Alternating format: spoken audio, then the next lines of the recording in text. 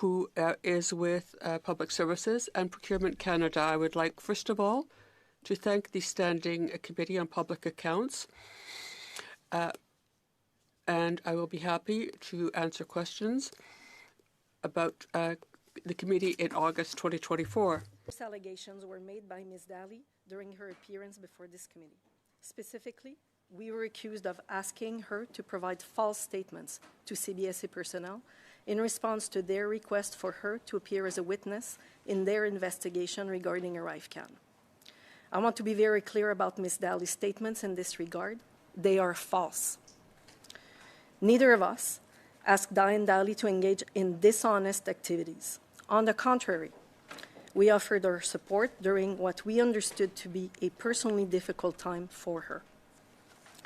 On December 14, 2023, I explained to Ms. Daly that her participation as a witness to the CBSA investigation was necessary as part of her job duties.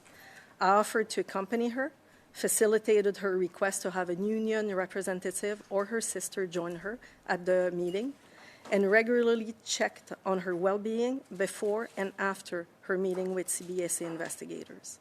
Further, between December 23 and March 2024, I responded to several questions raised by Ms. Daly regarding her rights and obligations, either as a witness or as a respondent of internal investigations.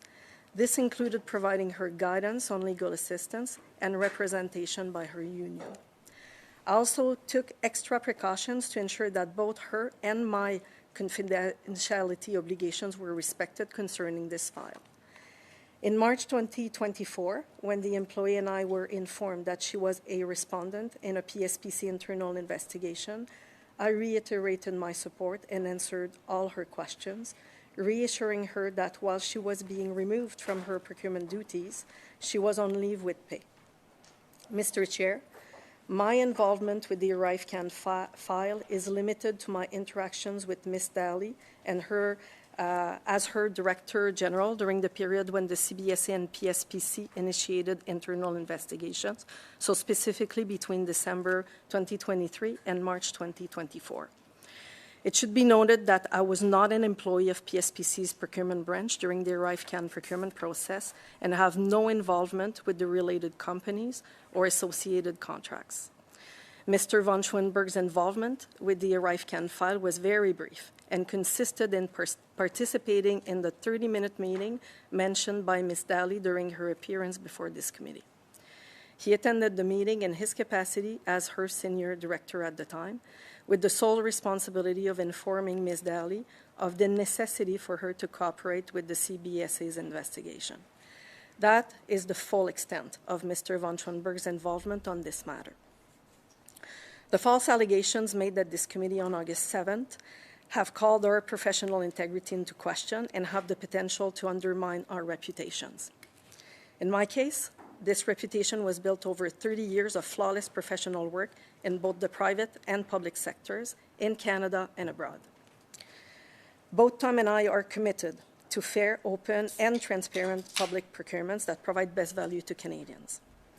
I have particular interest in solicitations for professional services given my role as Director General of a new sector within PSPC, created in April 2024 to transform procurement in this commodity area.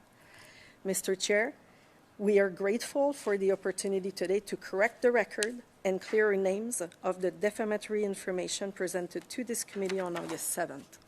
Et nous serions donc ravis de répondre à vos questions. We would be delighted to answer your questions on these topics. Thank you. Thank you. Mr. von Schoenberg.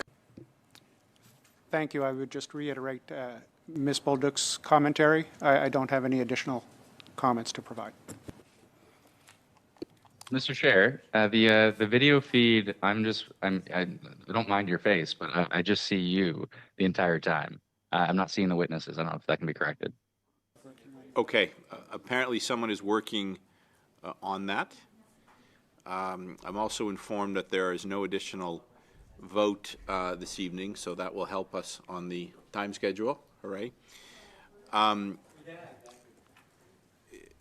Mr. Erkin-Smith, if it's okay, I'll proceed with questionings unless you insist on. No, that's fine. Okay, That's I just fine. want to double check with you. All right then. Very good. Then we'll begin our first rounds. Thank you to the witnesses. My intention is to get through 4 rounds today. We're going to begin with Mr. Brock. You have the floor for 6 minutes, please. Thank you, Chair. Ms. Bolduc, I'm going to be asking you some pretty simple but very important questions. I appreciate straightforward answers. We don't want talking points. We don't want to continue to be misled by officials at PSPC and CBSA. You got caught up in this mess. We, as a committee, want to know how this ArriveSCAM grew from an initial $80,000 app to at least $60 million with no accountability from this government. I realize you're not part of the ArriveCAN app, but this, as the more we dig into these issues and interview witnesses, the more we find layers of misdeeds, collusion with top-level executives pointing the finger down the line. Frankly, we've been misled by senior officials on a number of occasions in a number of committees. This goes for deputy ministers and likely ministers that they are protecting. You've had weeks to prepare for this committee meeting, and we're looking for answers. Canadians deserve nothing but the truth. Yes or no, you've had weeks to prepare.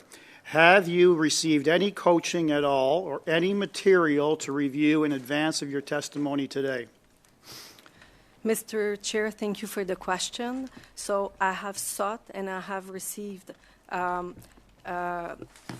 counseling in order to prepare for this committee. This is the first time that I appear at a parliamentary committee, and Okay. I wanted to know about the etiquette. If the question is as Who per counseled you? the accountant, Who counseled you? So people who are Ma'am, in. who counseled you? So essentially the unit that prepares these witnesses to come to the committee. So in terms of material to come to this committee, no, this is my material. Okay. This is, okay. Okay, I want you to name the officials that prepped you for this testimony. The PMO's Okay, office. so that's the unit essentially that. What's the unit called? It's the unit that liaises with this committee essentially. Okay, at PSPC? Yes, that's correct. Okay, did you talk with Ms. Reza, No, the not at Deputy all. Minister? No, I did not. In advance of this meeting and preparing for this meeting, you did not? So thank you, Mr. Chair. I did Yes not. or no? Yes or no? Did you talk with Aaron O'Gorman at CBSA? Point d'ordre, Monsieur le Président. Thank Juste, you, thank you, Mr. Point of order, Mr. Chair. je Holy comprends. crap, they got With us. all due respect, I understand that my colleague wants to put several questions, but with interpreting, there's always a bit of a delay, and I would ask that they show more respect so that we can get the simultaneous interpretation.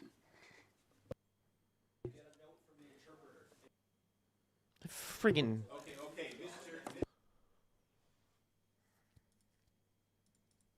interpreter Anyways, is we're going to too be here loud. for a little bit of time. I expect there's going to be some Mr. Genuous, you don't have you're not the chair. I'm perfectly capable of seeing this through. Mr. Brock, if you could just take your foot off the gas just a little bit. I know you want to get as much time in. Madame Bolduc, and I know this is your first time appearing. I just want to just tell the witnesses a couple things here. The time belongs to the members. So if you are interrupted because they feel your questions are too lengthy or going in direction, I'd ask you just to respect their time. I'm going to assume that all your answers are through the chair, so you don't need to repeat that. Having said that, you are entitled to take a second to answer the question. You certainly, we're not trying to get a rapid fire here. And Mr. Brock, if I could ask you just to kind of recognize there are interpreters here as well. Having said that, we are familiar with your rapid style. We know it's one that you use effectively, and the floor is yours for 3 minutes and 40 seconds, please. Bolduc, excuse me, who first contacted you about the CBSA investigation?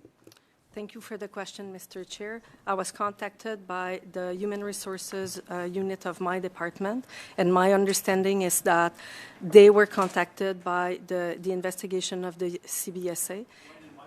Contact you?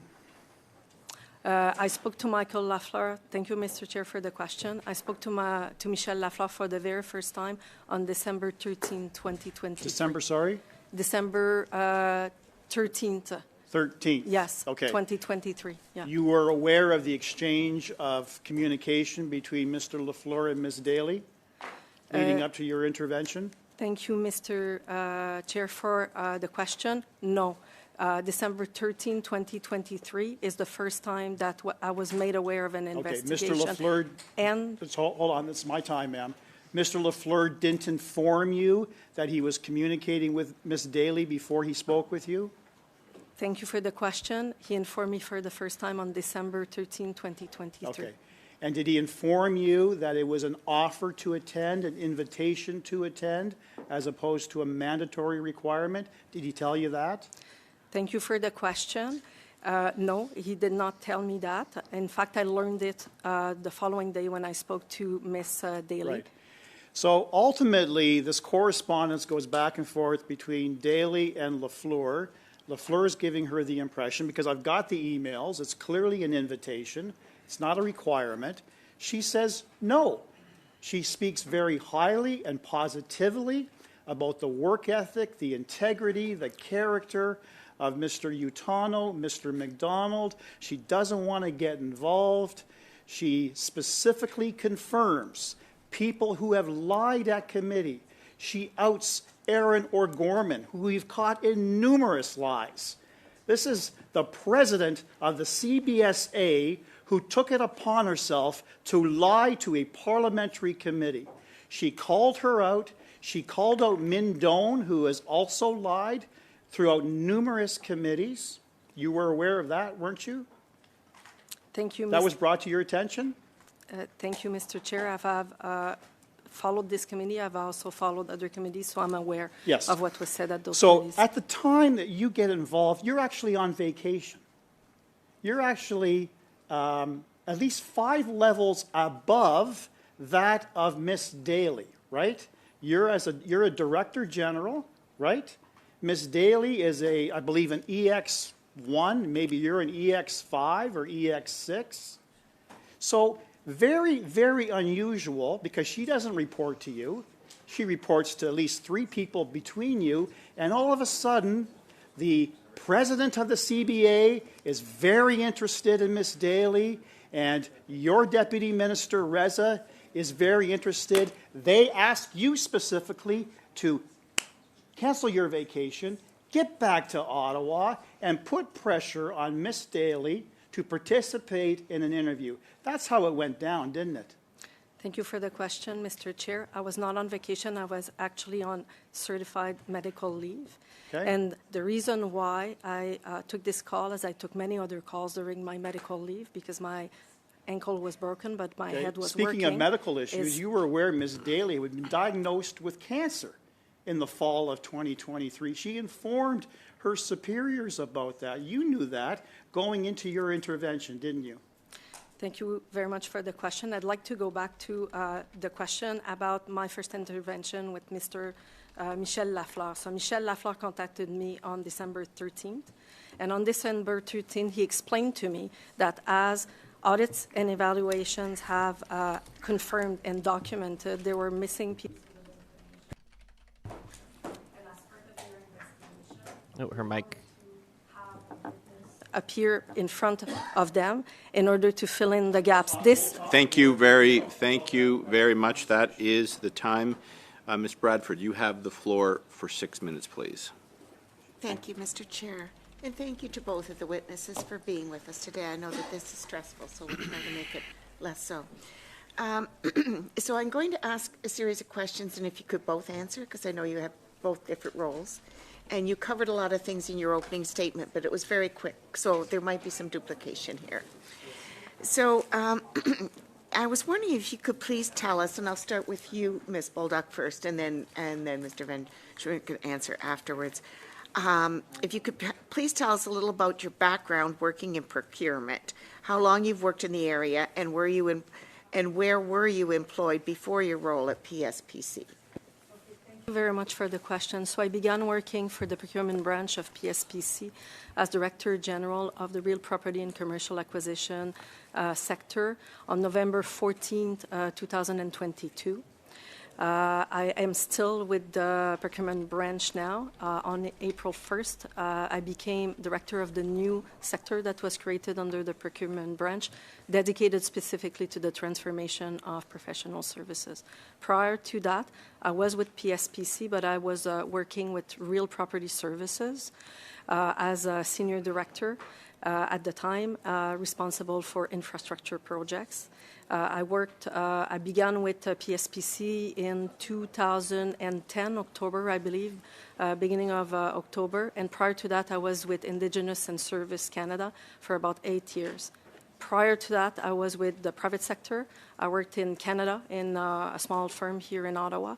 I worked in France for 5 years in a larger company in ultra-pure water treatment, and prior to that, I was in Toronto working for an engineering consulting firm. I'm an engineer. That's my education background. Thank you. Thank you. And Mr. Van Schoenberg? Yes, thank you for the question, Mr. Chair. I've been with Public Works and Government Services for almost 26 years, all of it in procurement. Most recently, I've been working as the Senior Director of Real Property Contracting Directorate. Prior to that, I had worked for a few years with the pandemic response, in response to the COVID pandemic, arranging logistical contracts for the delivery of protective equipment to Canada and to Canadians. Prior to that, I worked for many years on property and facility maintenance contracts. These are large contracts to take care of our government buildings, to maintain them, to assist with leasing, essentially fulsome property management contracts, including repair and alterations to those buildings. As noted, 26 years with PSPC, all of it in procurement. Thank you. Thank you very much. So if each of you could please explain your current roles at PSPC, what kind of day-to-day tasks and responsibilities you do. Thank you for the question, Mr. Chair. So as I said, I'm currently the Director General of the newly created professional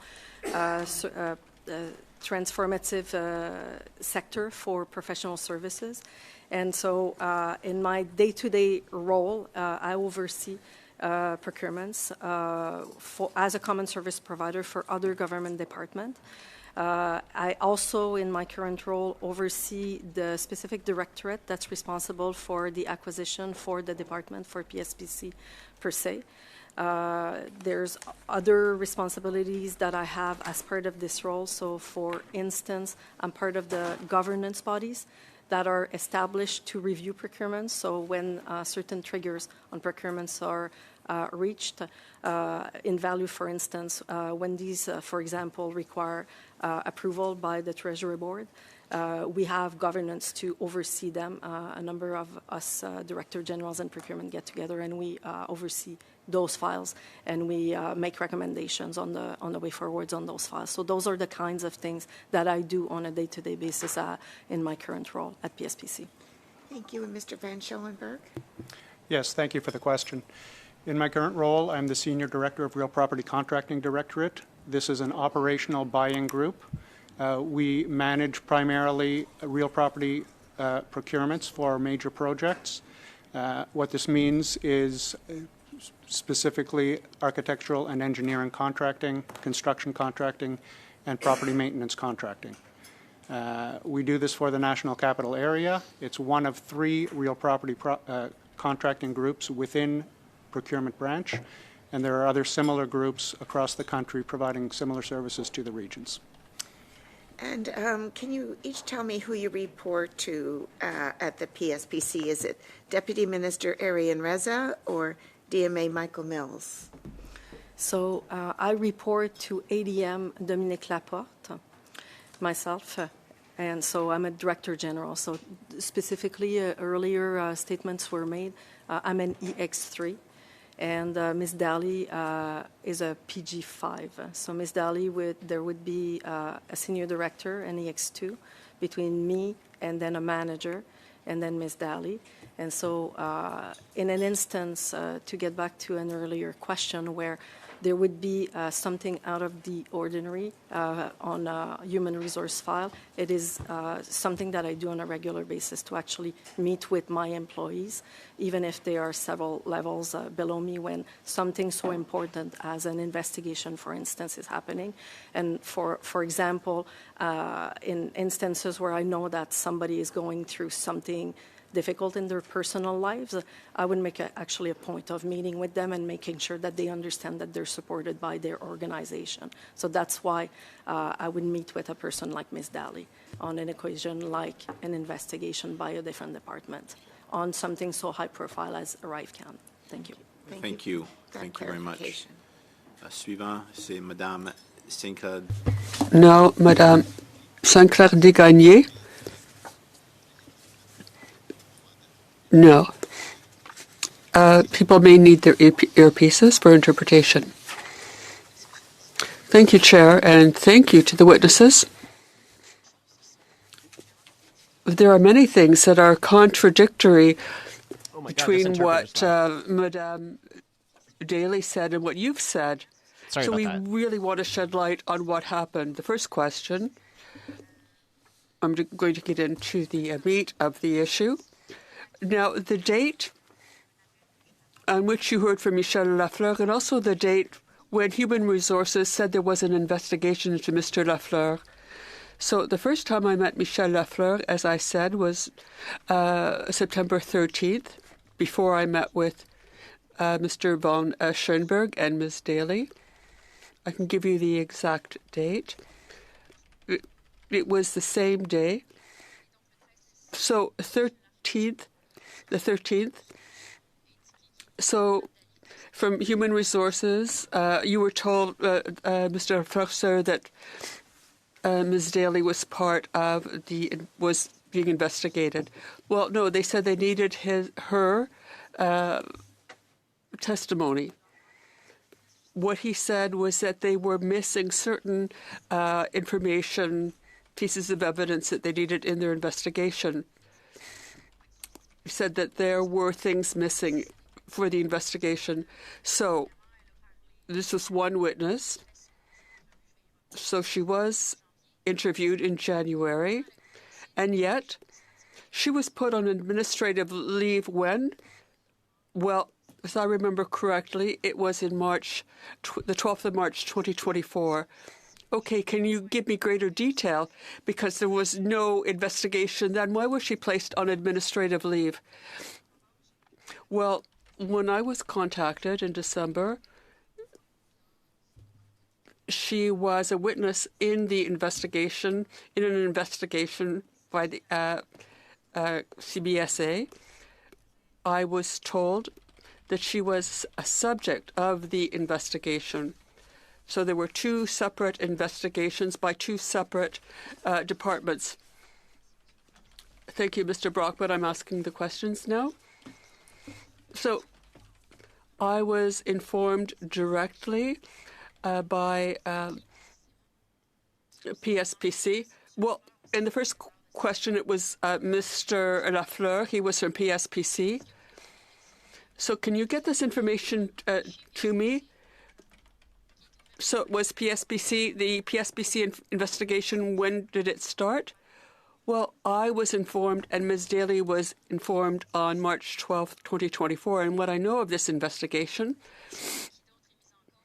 so was there anyone else involved? Why was Ms. Daly in particular targeted by the investigation? Well, it's a good question. There are separate units that do these investigations, and there are people like me who work at program delivery. So, no, I don't know what was happening in terms of the investigation. Well, why did you insist on being in the room with Ms. Daly when she testified? Well, I didn't insist. I offered to be with her. And when Ms. Daly said that she would like to have a union representative or her sister, but she had neither. No, I'm neither her sister nor a union representative. Well, if there were an investigation, if there were one of my employees, I would not be in the room. Thank you for the question. Ms. Daly said she was reticent about appearing. She said that she wasn't doing well personally, and what I tried to do was to provide support. Was this not a little awkward? It was rather awkward, no? Well, thank you for the question, but what I wanted to do, what I hoped to do, was to provide support on that particular day when she said she didn't want me to be there and she wanted someone else. I had no problem with it. But you were present. No, I was not present during the interview with CBSA. But you met Ms. Daly before she appeared. Yes, on September 14th. And when I asked her to cooperate, that's it. Good. So you asked for her cooperation. Did you know anything about the substance of the interview? No, nothing. No information? Nothing? No, not at all. So why did Ms. Daly come up with this? Because it's rather extravagant to say this. Thank you for the question. I would prefer not to speculate on Ms. Daly's motivations. What I can say, and I'm speaking for myself, is that what I wanted to do was to provide support. But I'm coming back to the same issue because this is quite unusual that a Director General would accompany an employee who was several levels below her, who, in an interview, when she was going to be appearing to ask questions on a very important issue, you said there was also an internal investigation at PSPC, but there was an RCMP investigation which was underway. The RCMP would never allow this kind of thing. So how is it that you, with all your experience, how is it that you thought this was a good idea? Thank you very much for your question. And once again, the employee had expressed she was uncomfortable with this.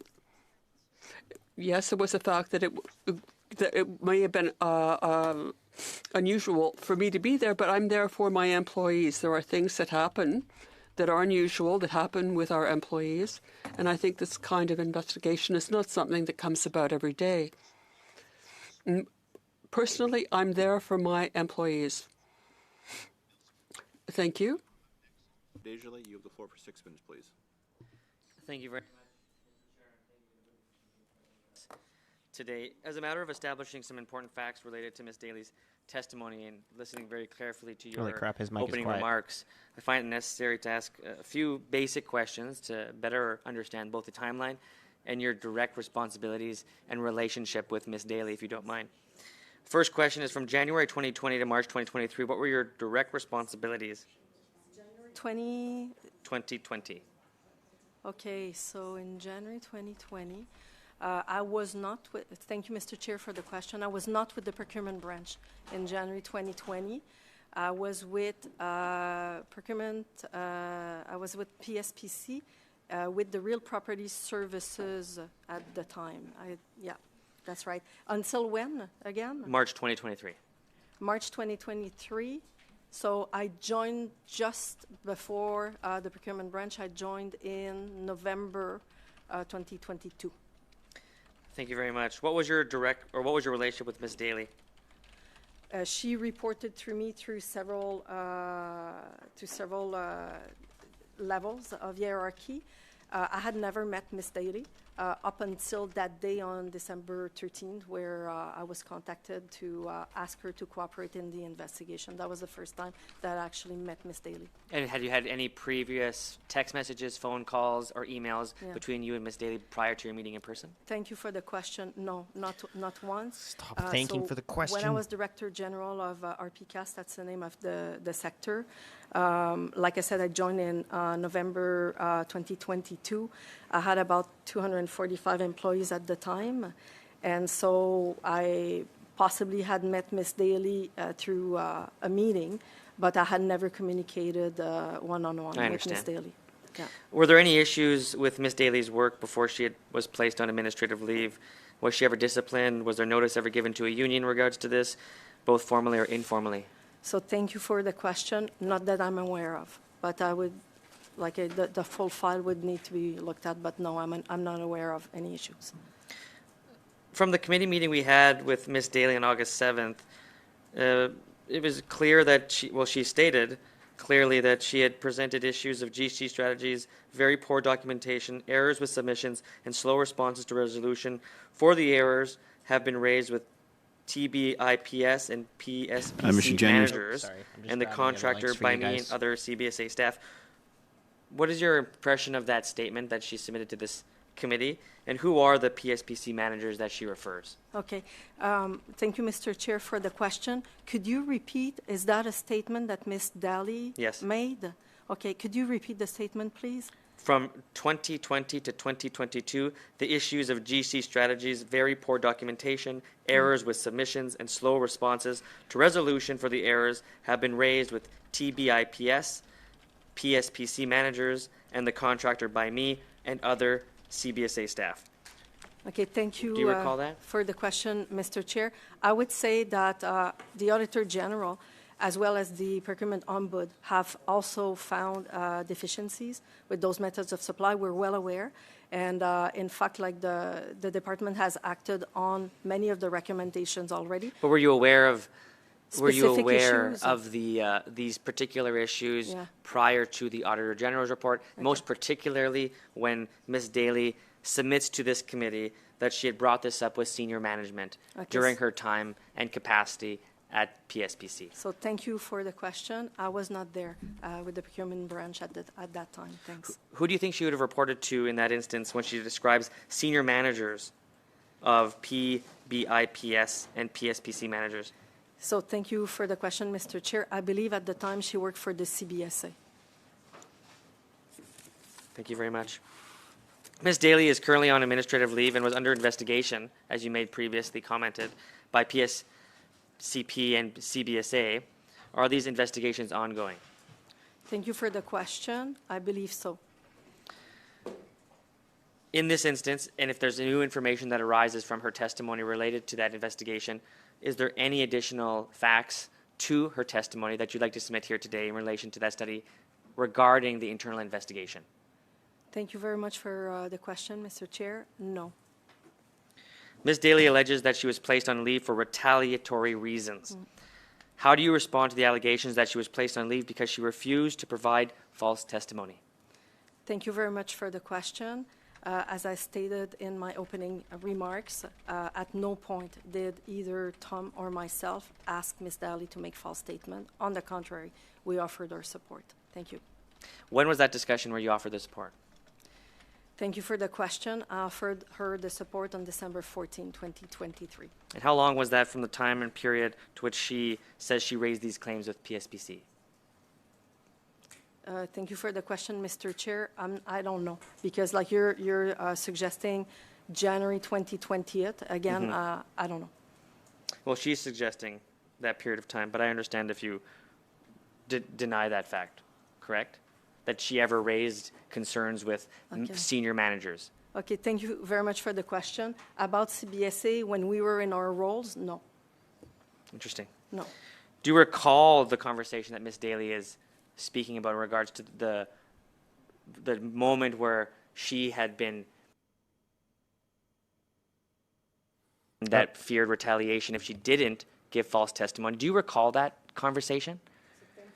For the question, Mr. Chair, I do recall a conversation that I had with Ms. Daly. My recollection, again, was that we were genuinely offering our support at a time where it was particularly difficult for her. How long was that meeting? Thank you. I'm afraid, Mr. Digely, that is the time we will come back to. Certainly. Beginning our second round, Mr. Brock, you have the floor again for 5 minutes. Brockinator. When did you find out that your Teams meeting with Ms. Daly and Mr. Schoenberg was actually recorded? Thank you very much, Mr. Chair, for the question. When I watched the committee proceeds the night that it occurred on August 7th. And I trust that you haven't had access to any transcript, you haven't had access to the actual recording itself. I appreciate your memory may not be as sharp as it would be if I were asking you what you did last night. So I'll go through some of the details, all right? Because the impression I'm hearing about you being so managerial-like and concerned regarding her well-being, et cetera, can be interpreted differently. So I'm going to go through a couple of areas. One thing that really caught my eye is your confirmation. This is a 17-minute conversation. Literally within the first minute and a half, you use these words. I know that you did exchange briefly with the CBA in recent weeks. I know and you know they're probably explained that they're carrying out an investigation on the allegations that are targeting individuals, two individuals within the CBSA. A very interesting use of the word, targeting, because that's precisely what the evidence has shown, that government and senior managers, deputy managers, and ADMs have looked for fall people to take the blame for this $60 million boondoggle. And there are consequences when people speak out against power, when people speak out against authority. They end up suspended, sometimes without pay. So I'm glad you used the word targeting, because that's the first confirmation that Justin Trudeau and his government and his public servants are deliberately targeting individuals to take the blame for this boondoggle. That's one observation. Second observation, you said their investigation includes everything that they're able to put their hands on. There's a couple of holes. Another interesting angle. You asked very early on whether Daly was threatened. And you didn't say that once. You didn't say it twice. You didn't say it 3 times. In 17 minutes, Ms. Bulldog, you reiterate, if you've been threatened, now is your time to share details. And I would well imagine the people you believed were threatening Diane Daly were her friends, Mr. Utano and Mr. McDonald. Am I correct? Thank you very much, Mr. Chair, for the question. So you are correct. Yes, I have not heard. Thank you. I'm moving No. on. I have not heard the question. I'd like to say it on what you are correct. I have not heard the proceedings. I'd like to explain why I asked you, ma'am. This is my time. Or Utano threatening Diane. Are you saying no? No. Okay. Who then were you suggesting was threatening Just her? generally speaking. What evidence were you relying on? None. Who told you to use that line of attack? Nobody. I was making sure that Ms. Daly did not feel, because she was uncomfortable to participate into the investigation. Because she already laid out her position. So why does she need to participate in an optional meeting that you kept stressing was no longer optional? In fact, what really disturbs me is Ms. Daly specifically asked you, I want evidence, I want policy, I want written direction, I want something official that compels me to participate in a meeting that I'm not comfortable with. You agreed that you would provide that, and in fact, you didn't. So why didn't you provide policy? Thank you very much for the question, Mr. Chair. I did, in fact, got these policies, and I looked at them. When I looked at them, I realized that the meeting was very strongly mandatory for her under the policies that I reviewed. The reason why I did not provide those policies to Ms. Daly is because, as I explained previously, I was genuinely trying to offer my offer. When I got a hold of this policy, she had already accepted to meet with the CBSA. There was no point at that time for me to provide these policies. I don't accept that. I don't accept that at all. You're trying to portray yourself as being really kind to your employees. An employee expresses reservation, concern, feeling pressured to participate in an interview that she doesn't want to do. She asks you for a legitimate question. Give me evidence of policy. You find policy and you deliberately withhold it from her. Thank you, Not Mr. good Brock. enough. Thank you, Mr. Brock. Boom. Next Mr. is Drouin, I'm all about accountability. Maybe you're not, but I am. Order. Next is Mr. Erskine Smith. You have the floor for 5 minutes, please. Thanks very much, Chair. I guess I'm going to start with you're coming in after the fact, and you are part of the investigation by the sounds of it. You've started to articulate your version of the MS Teams meeting. What could possibly have happened during that meeting for Ms. Daly to think that she was being pressured to provide false testimony? Is there anything at all in your recollection? What could she possibly be pointing to? Mr. Chair, I would prefer not to speculate on Ms. Daly's motivations to feel pressure. Like I explained earlier, when the investigator from the CBSA contacted me, he explained that there were gaps in the facts that he was trying to put together to have the investigation completed. And his motivation was to access a witness who could presumably fill in those gaps. My motivation was to ask for the cooperation of Ms. Daly as a witness as part of this investigation. So that conversation, again, I don't know why Ms. Daly, and I don't want to speculate as to why Ms. Daly took away that she was being pressured to make a false testimony. I don't know. This is an individual who had direct dealings with Mr. Firth from GC Strategies, had some direct involvement in communicating as to the contours of what the RFP was going to be. You're sitting here today in front of us, and you've not been involved throughout the ArriveCAN awarding process or the delineation of the RFP, but you're here at the back end of this as part of the investigation. What's your view of Ms. Daly's involvement with GC Strategies sitting here today? Thank you very much for the question, Mr. Chair. I do not want to speculate. There are two investigations underway, one with the CBSA, one with PSPC, and so I don't want to speculate on why.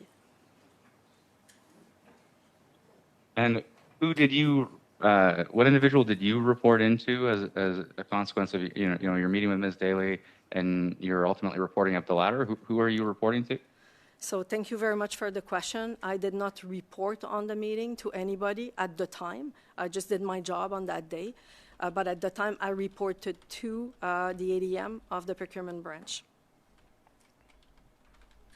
I would have, if I felt pressured to provide false testimony in a meeting with a superior, I would have immediately put that in writing. Is there anything in writing? Thank you very much for the question. No, there is nothing in writing to the effect that she felt pressure. So there's just no follow-up. So from that December 14th meeting, what's the follow-up on your end? Is there anything in writing as between you and Ms. Daly? Thank you very much for the question. Oh, I did follow up with stop her. thanking. Actually, I did meet with her early in January to check in on her. The holiday had passed. Again, she was not well. I was myself off, and I just wanted to make sure that she was okay before appearing in front of the investigators of the CBSA. But that was it. It was when verbal. you checked in with her. Sorry for cutting you off, and you don't have to thank me for each question. But when you checked in with her in January, was that in writing? No, I just met with her. So you never communicated with her by email? She's I lying. did not. No. She's lying. Look at that face. And she She's at no lying. time subsequent to that December 14th meeting raised concerns with you or with Mr. blanking on your name, Mr. von Schoenberg, around intimidation or pressure? Thank you for the question. No, she did not raise concerns about intimidation following that meeting on December 14th. In fact, I learned of how she felt when I watched the proceeding of this committee on August 7th, 2024. She's lying. Her face is red. If there's nothing in writing and she's not lodged a complaint around pressure, what would make one think that she's suspended as a result of whistleblowing or some concern on this front? Thank you for the question. That's her version of the fact. Okay. Well, my only other question for you, Mr. and Mr. Chair, I'm new to this committee, and if we have any, I understand that Ms. Daly emailed back and forth with Mr. Firth. I understand that she's now, laid out some pretty serious allegations. If there's any evidence that she shared with this committee on any correspondence, on any transcripts of where the pressure is obvious, I think that's important. But if not, I mean, the line of attack is a bit of an odd one if we don't have evidence to back it up. Thank you very much. You have a right to reply if you would like it, but that was very good. Suivant, c'est Madame Sinclair-Desgagnés pour 2 minutes 30. Oh, I got to turn Ms. down. Sinclair-Desgagnés for Perfect. 2 I and a turned that half down just in time. minutes. God, that translator's loud. Interpreter missed the beginning of the question. I have not informed. I did not inform anyone of my call with Mr. Lafleur. It was Mr. Mills.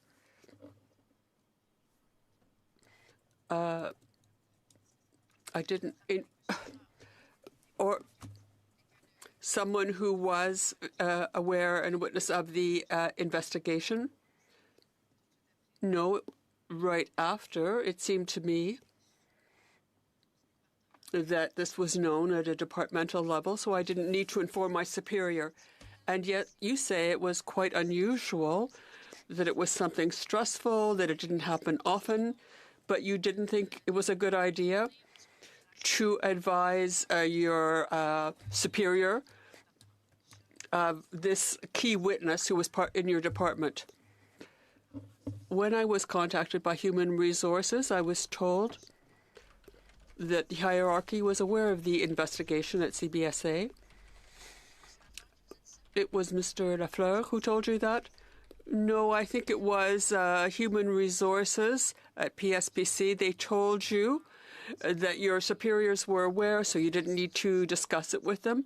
What else did they tell you, apart from the fact that Ms. Daly was a witness, that your superiors were aware? What else were you told?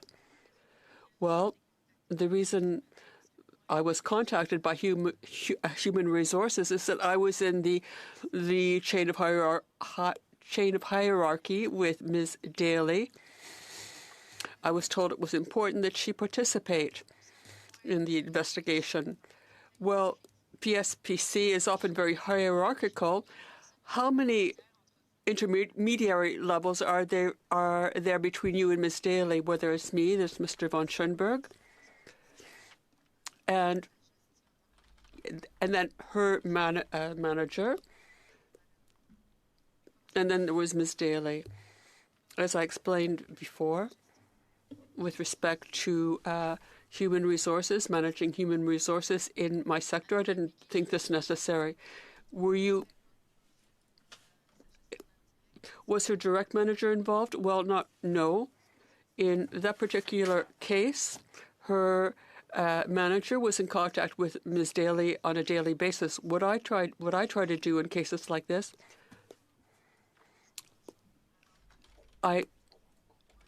sound is cutting out for the interpreter. Now, this was a very delicate thing, this investigation by PSPC. Her manager, I informed her manager in March that I had learned that there was an internal investigation at PSPC because Ms. Daly was relieved of her duties in procurement, and at that time, I had to look into my responsibilities in terms of confidentiality. The interpreter advises that the sound is cutting out. This interpreter sucks. Now, she's so bad. I have a point of order, Mr. Genuous. It's cutting in and out. Okay. On va vérifier. Okay, we'll check. Pour vrai? OK. C'est bon.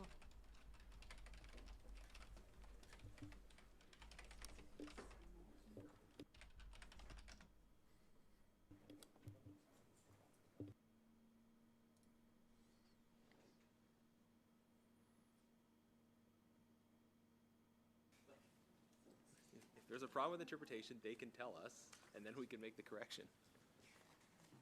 instead of you proactively interrupting someone else's round to anticipate a problem they haven't raised. I actually agree with Genuous there. I don't know if you guys caught that. It's just that I'm trying to promote some understanding of the process.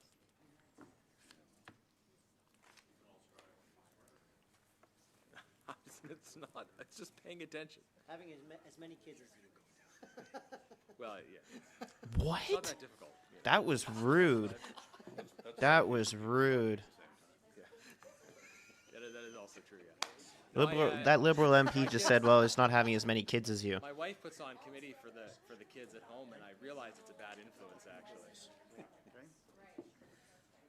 That's rude, man. Why? Because he's able to pay attention? He's just like, oh, maybe we don't have as many kids as you. That was rude.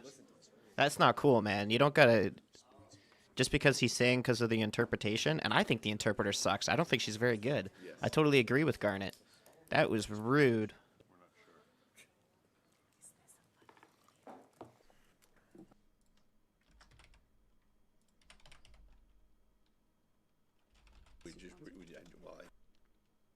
I know, sorry, it's not me. The committee volume, they're dealing with something right now. You can only really hear them in the background. It's very, very hard to hear them right now.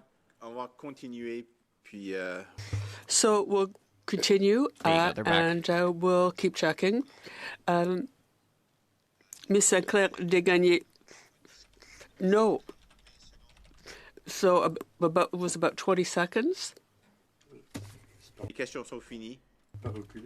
So the questions you've had, well, it's everything. It's fine.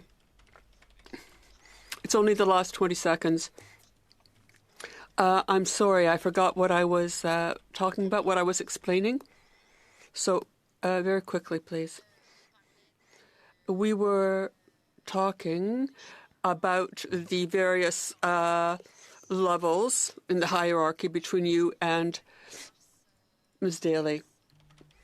Well, in March, I believe, the 12th of March, I learned a few minutes after Ms. Daly did that she would be the subject of an internal investigation in PSBC. Well, I had to inform her manager because it would have an effect on the workload.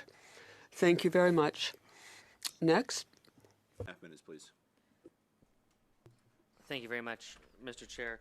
I do want to follow up on a piece of evidence that was submitted in testimony by Ms. Daly regarding T-BIPs. Okay. How familiar are you with T-BIPs? Can you describe in 20 seconds or less what your knowledge of T-BIPs is? He's quiet. Okay, thank you very much for the question. So my knowledge of T-BIPs is relatively new. So in my new role as Director General of the Professional Services Transformative Solutions sector, T-BIPs is one of 7 methods of supply that are mandatory for other government departments to use when they want to access professional services. So T-BIPs specifically stands for Task-Based Informatics Professional Services. And so it is to access professional services in the area of information technology. On a task-based as opposed to a solutions-based basis. And that's what I know about T-BIPs. And I know that's the method that was used. Okay, thanks. No, thanks for that. And that's my understanding of T-BIPs as well. Okay. Largely, Ms.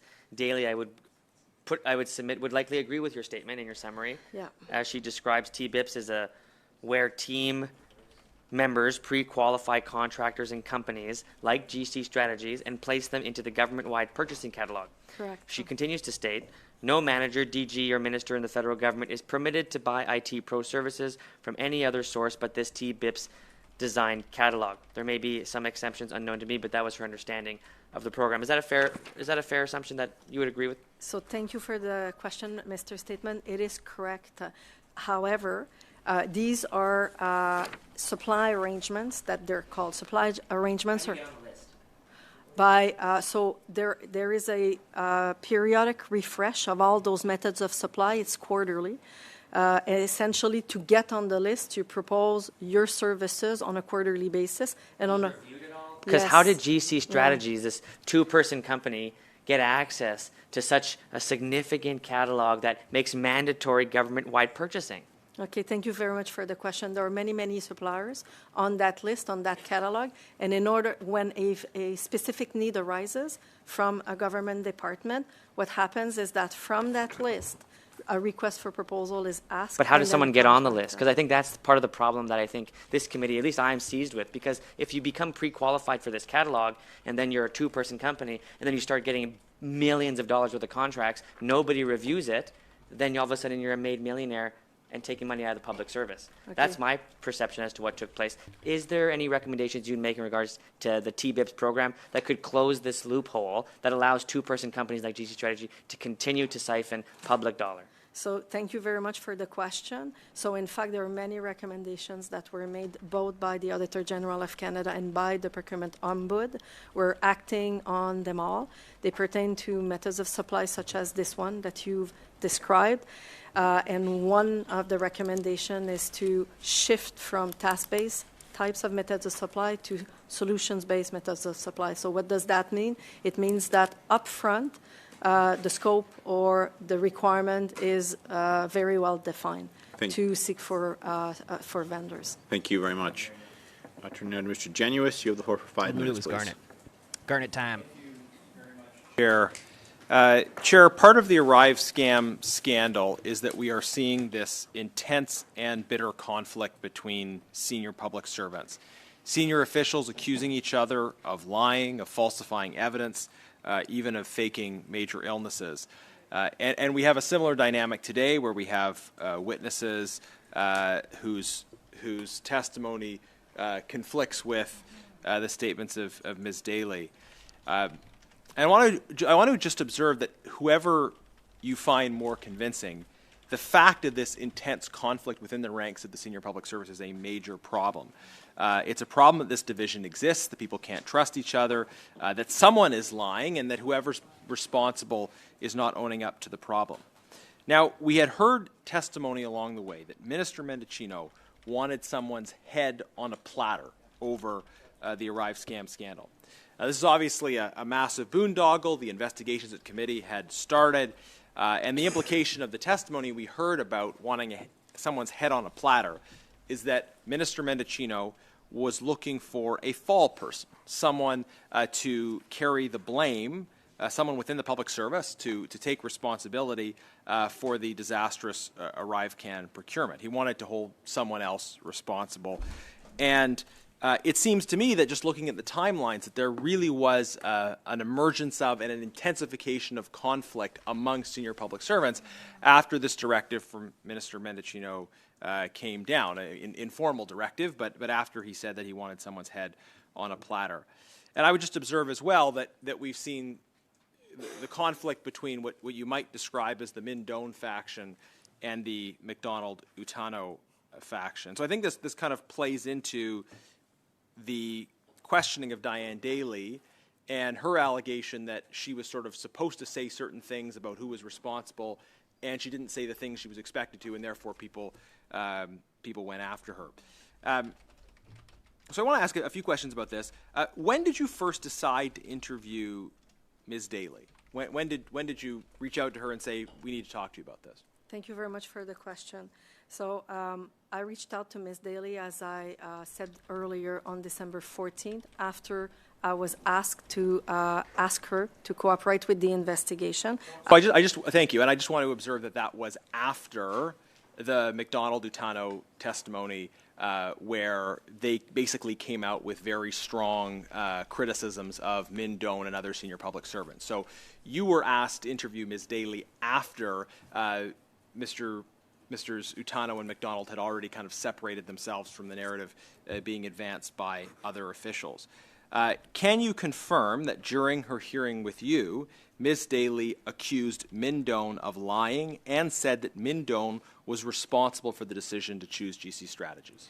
Thank you very much for the question. No, I cannot remember that, and this was not an interview. This, in fact, was a meeting, and I never interviewed Ms. Daly. I was not part of, and I am not part of either investigation, neither that of CBSA nor that of PSPC. We have it in the transcript that Ms. Daly did say that Min-Doan had lied, and she did say that he was responsible for the decision to choose GC Strategies. She further said that Min Doan had ruled out Deloitte as an option for GC Strategies because of issues with CARM. And that is consistent with testimony that was given by Mr. McDonald and Utano, although it contradicts testimony given by Min Doan and by the leadership of CBSA. So I don't know if you can confirm that or not, but that's in the transcript that we received. So thank you very much for the question. No, I cannot confirm that. I don't recall this, and I have not heard the transcript nor read the transcript, so I don't recall that. Okay, it's there and members have it.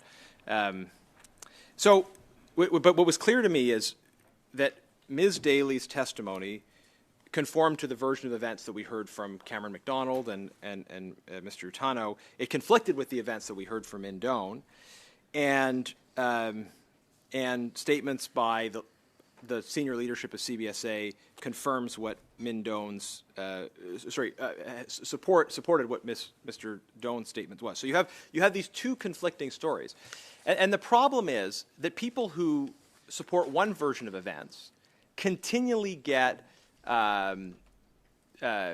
forms of pressure. They get put on leave, in some cases leave without pay, whereas people who support the other version of events don't face the same kind of consequences. Question, so Mr. Genuous. We're trying to make sense as a committee, and I'd just be curious for your comments on this, of why, while an investigation is supposedly still ongoing, you have this conflict between senior officials, and one faction is facing penalties already, and the other faction is not, when the investigation is supposedly going on. Doesn't that suggest kind of a problem? Thank you very much for the question. I don't want to, I'm not part of any of those factions, and I don't want to speculate as to the motivations of those individuals. I also would like to go back to the words, to a question earlier that I used in that meeting with Ms. Daly, specifically the word targeted. What I was trying to convey... Actually, Ms. Bolduc, I know you're going to have a chance to answer that. We are over the time, and I give witnesses the chance to answer the question posed to them. I'm sure this is going to come up on the next round or soon thereafter. Ms. Yip, you have the floor, please, for 5 minutes. Oh, no, not Miss Yip. Thank you, Chair. Thank you for coming. And I'd like to direct my questions to both of you, if you could answer Mr. Schoenberg as well. Could you please tell us how long you've worked with Diane Daly, and what was the working relationship like? Thank you very much. I'm going to start and then ask Mr. von Schoenberg to step in. So, Ms. Daly, from the record, not from my recollection, came back to PSPC as a department in summer 2023. So I began working for the procurement branch about 6 months prior, so in November or a few months prior to that, so November 2022. So she came back through my hierarchy a couple of months after I had joined the procurement branch. Like I explained earlier, I had not met personally with Ms. Daly until I reached out to her for that meeting of December 14, 2023. Following that meeting, I kept in touch as related to the investigations with Ms. Daly, but for no other purpose than that. So I have a couple of meetings with her in my records where I checked in on her between December 14, 2023 and March 12, 2024. That it was a good relationship, or was it contentious or tense? Thank you for the question. It was like a business relationship, and I didn't feel that there was anything particular about meeting with her on the few occasions that I had to meet with Ms. Daly. She expressed, like I said, reticence. She had expressed that to participate in the investigation. She was forthcoming with that. She was also forthcoming about her personal situation. I felt empathy for her, for what she was going through. I also felt empathy for Ms. Daly about the fact that she needed to appear as a witness in an investigation given her personal circumstances, but nothing more.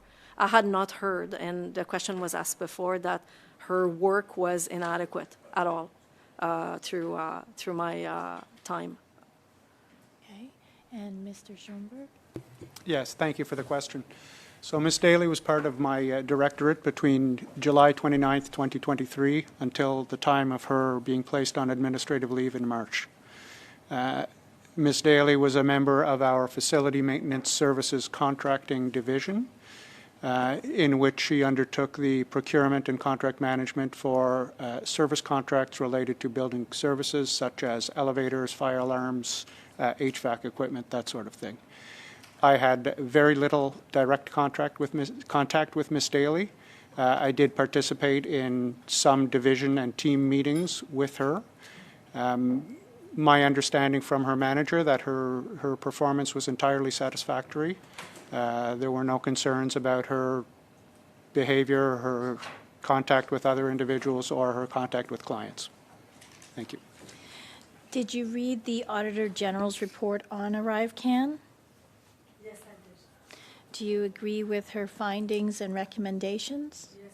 I do personally, and we do as a department. We've welcomed the recommendation, and in fact, the department has acted upon many of them.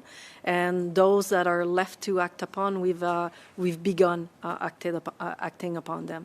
Same with the recommendations from the procurement ombud. So there were a couple of studies, reviews, and reports from the Auditor General. So yes, we welcome those recommendations. Mr. Schoenberg? And you? Did you read the Auditor General's report? Yeah, my apologies. I have read the report. I'm familiar with the findings of the report, and I would echo what Ms. Bolduc has said. I agree with the findings of the report. I would, however, reiterate that I am not involved in professional services contracting. The contracting I do is generally of a different nature. We very rarely use task-based contracts. So I think the context is somewhat different, but there are certainly elements of the report that can be taken as general advice and can help us. And I think improvements are being made overall in procurement branch as we look at the findings of that report and implement some of those changes. Thank you. Was there anything in the report that you found concerning? So the report definitely highlight the need for better contract management. So, and they also highlight the need for better documentation of not just the procurement process, but also the contract management phase of the procurement life cycle. So in those specific areas, again, like we've taken action. So for example, my new team has already put in place new templates to support our clients procure professional services. New checklists as well were put in place to act upon those recommendations from both the Auditor General and the Procurement Ombud. We've also strengthened our governance as a department. So there's, for example, new governance bodies within PSPC that have emerged at a high level to oversee procurement contracting. There's a new position for quality review as pertains to documentation. I know also that already many files, and we were involved, were already reviewed by this new position for quality review and documentation within the procurement branch. If I'm not mistaken, 266 files already have been reviewed since April this Bolduc. Members can pick that up again. Suivant, up next is Mr. McCauley for 5 minutes, please. Thanks, Mr. Chair. Your briefing that you received before this committee, were you given briefing documents? No. Just a verbal briefing only? That is correct. So essentially... Okay. No, that's all I need to know if there weren't anything else. Who instructed you to contact Ms. Daly to start this whole ball rolling? So HR, so the Human Resources Unit contacted me. So I believe it was a director in Human Resources who was aware that the investigation unit... Contact someone at your level to contact Ms. Daly. Why not Mr. von Schoenberg? Yeah. Why would HR not do this themselves? Thank you for the question, and it's a good question, actually. It could have been Mr. von Schoenberg. I know the people within Human Resources. I've worked with them quite... How many other affairs such as this have you got personally involved in at this level of people relatively lower down the At least ladder? 2 others that I can think of, yeah. 2. You don't find it odd that HR would contact you? about this? So, yeah, thank you very much for the question. No, I actually know those people. Do you know why specifically she was suspended or put on admin leave? No, because I'm not part of that investigation, so I don't.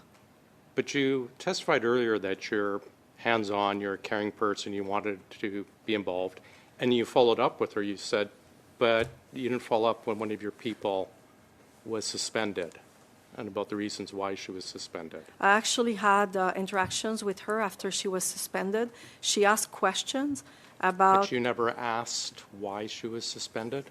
Whose decision was it to suspend her? It was made within PSPC, so... It was, yeah. But it was not my decision, but I did carry it as her superior. You were promoted 2 weeks after her suspension. When did you apply for this promotion or put your name in for the promotion? So, thank you very much for the question. This was not a promotion. I want to be super clear there. Although I know that it was said that it was a promotion, I was already a Director General. I was already an EX3. I had been for a while. Did you put your name in for this, or they just plucked you out of the air for this role? So I was asked to stand up. Asked by who? Asked by my boss. So Who's your boss? When I ask who, I'm asking for names, please, just for the future. So my boss is the ADM, Dominique Laporte, and he asked if I would undertake the transformation of professional services. And as several reports from the audit... You repeatedly said that when they contacted you, it was about gaps in the gaps in the story. What were those gaps? Thank you for the question. I don't know because I'm not part of the investigation. But again, as documented through audits that are public, there were gaps in the procurement and in the contract management for ArriveCAN. Do you know what those gaps were? So specifically as part of the investigation, no, I'm not part of the investigation. Let me ask you something. It's very, the narrative here is very strange. One of the things that the PSPC and Mr. Fleur seems to be going after Ms. Daly on is, this email, this creative writing that somehow that she had some role in selecting GC strategies. Someone at her level would not have been able to do that. Now, who was responsible for signing off on a NSC, the National Security Exemption that they seem to be putting on Ms. Daly? So I don't know because I was not part of the procurement process at the time.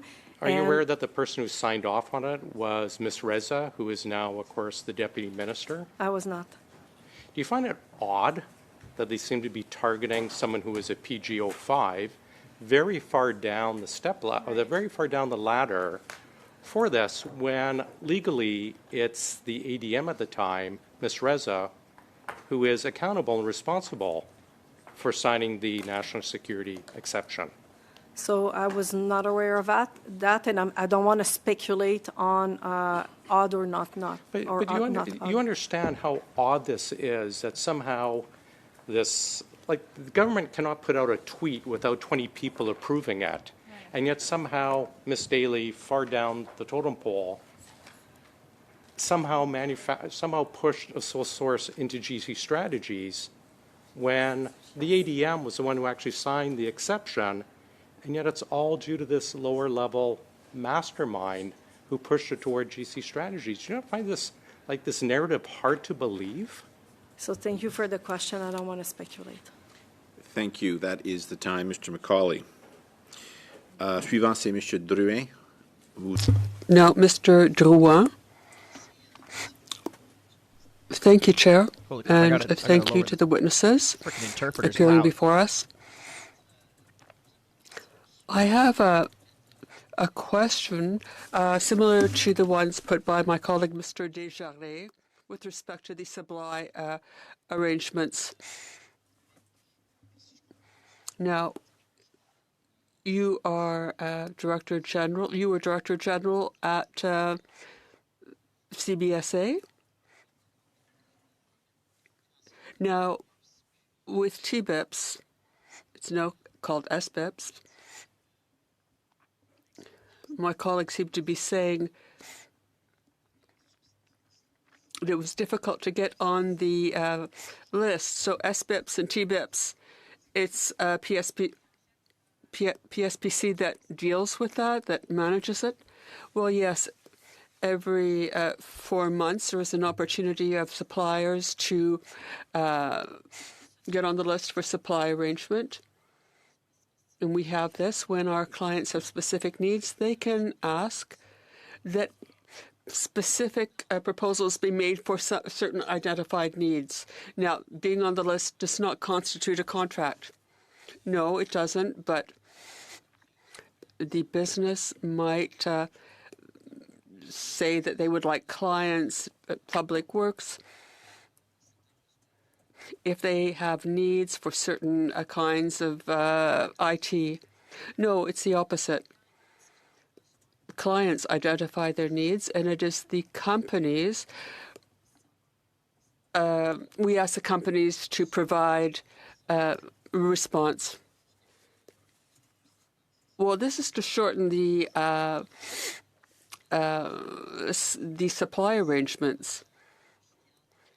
If a client from PSBC, we often hear they have to go through too long a process and that this is an obstacle to developing certain technologies available on the market because it takes too much time. We've heard this from several officials. They say technology, it just takes too much time to buy it. Does this have to do with the process? Is this to simplify the process? Well, it's to shorten it and simplify it, because it is there are providers who have been pre-qualified, so we can move more quickly when there is a need.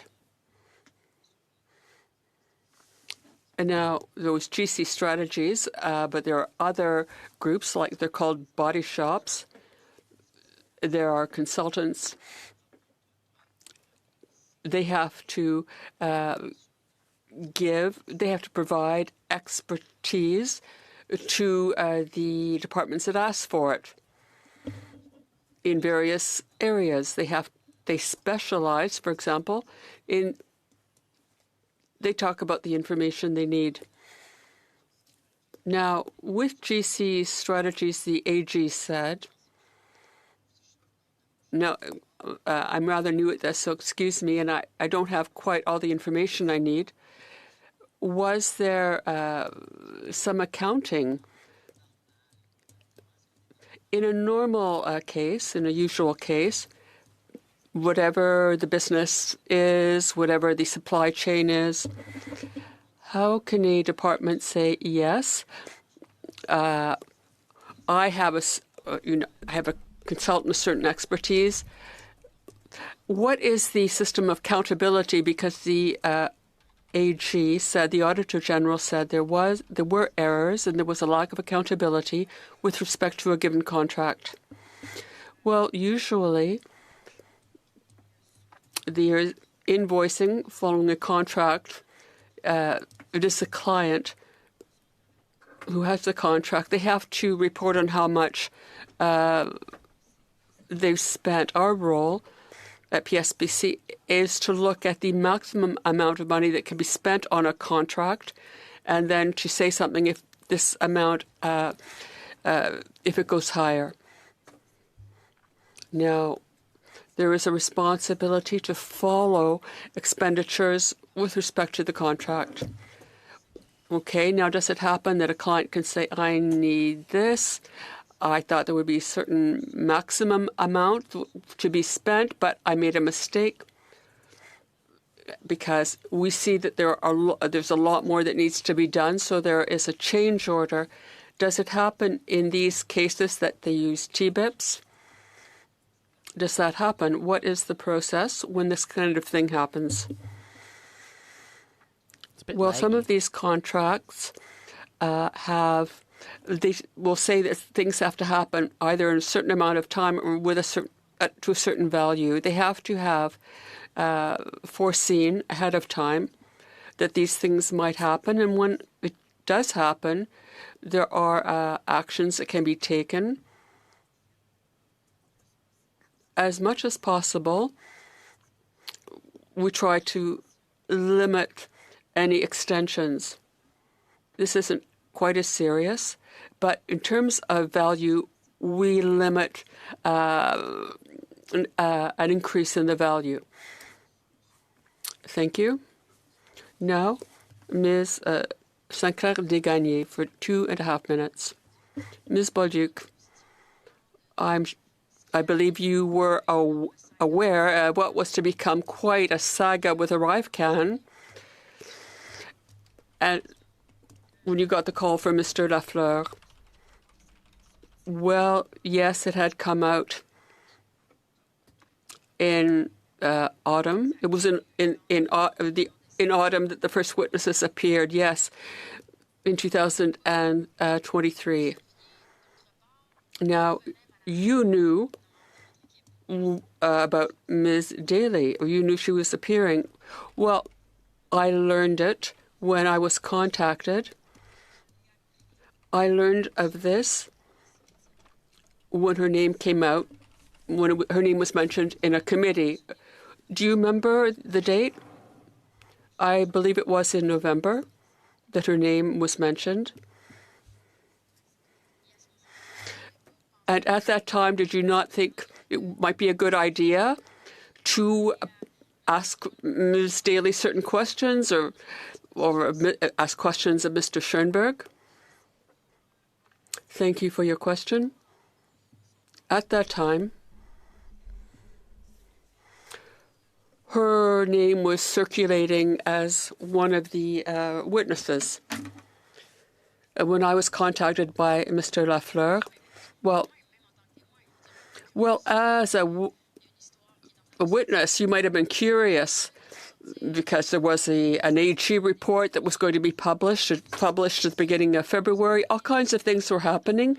One of your employees' names was circulating. There was this thing to do with CBSA and all of what was to become a scandal. And you didn't discuss this with Ms. Daly or any of her superiors? No, I talked to her for the first time, as I said, in December 2023. And when Ms. Daly worked for me, or worked with my employee, she worked in a sector of procurement which didn't have to do with professional services. Mr. von Schoenberg described it. It had to do with maintenance and infrastructure. And as Mr. Schoenberg also explained, there was no problem with the work she was doing in that area. All right. Mr. Desjardins. Thank you very much, Mr. Chair. I do want to continue my questioning on the TBIPS program. In my perspective, the TBIPS program is a system that has largely allowed for these brutal companies like GC Strategies to have ever gotten in the door to public procurement that takes good jobs away from public servants. And we've heard this many times at this committee already. The TBIPS program has someone in charge of it. It has somebody who makes a decision related to who gets on that list. Who is that person? Thank you very much for the question. So there's a team, like I explained earlier, who assesses proposals that are received on a quarterly basis for each and every one of those methods of supply, TBIPS being one of them. And what's the name of this unit?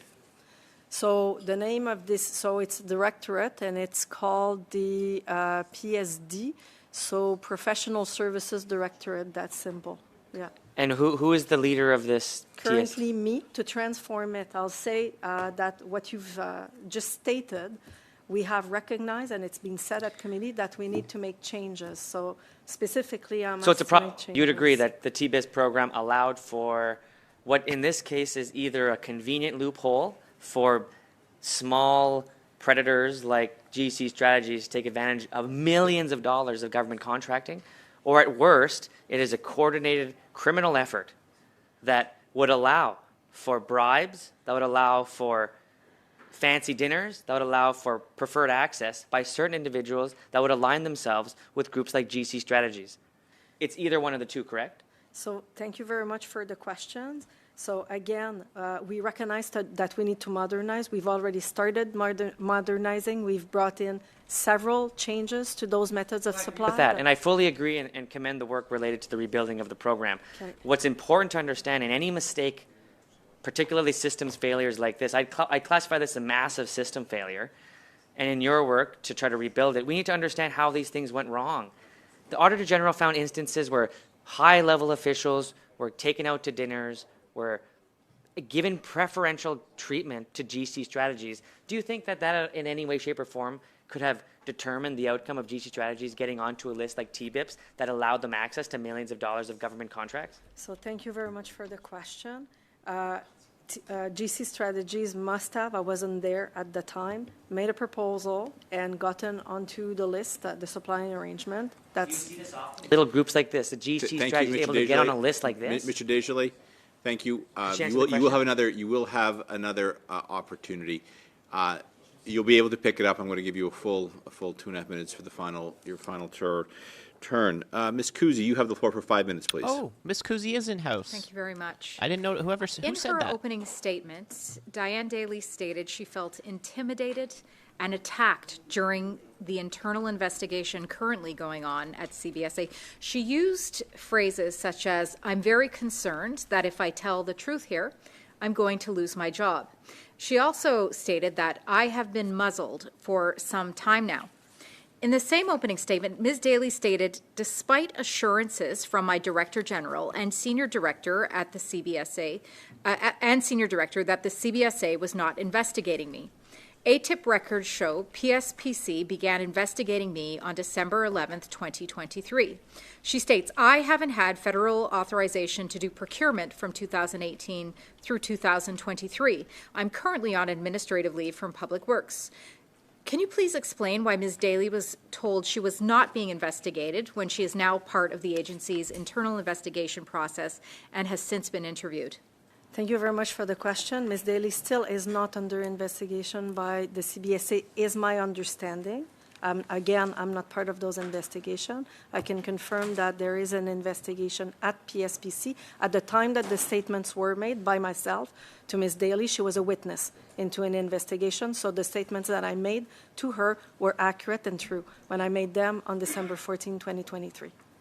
If Ms. Daly did not have any federal authorization to be involved in procurement, can you explain why Kristian Firth named her as the individual in the CBSA that helped him negotiate the terms of his own contract? Thank you very much for the question. No, I can't. Mr. Firth and Ms. Daly would have to speak for themselves on that. If you suspected Ms. Daly of misconduct in the procurement of the ArriveCAN application, why was she given procurement authority once again in July of 2023? Thank you very much for the question. Again, I did not suspect Ms. Diane Daly of anything at the time because I was not there, was not part of the procurement branch at the time. And when she returned to the department, in July 2023, there was no such thing as an investigation on Ms. Daly at that time.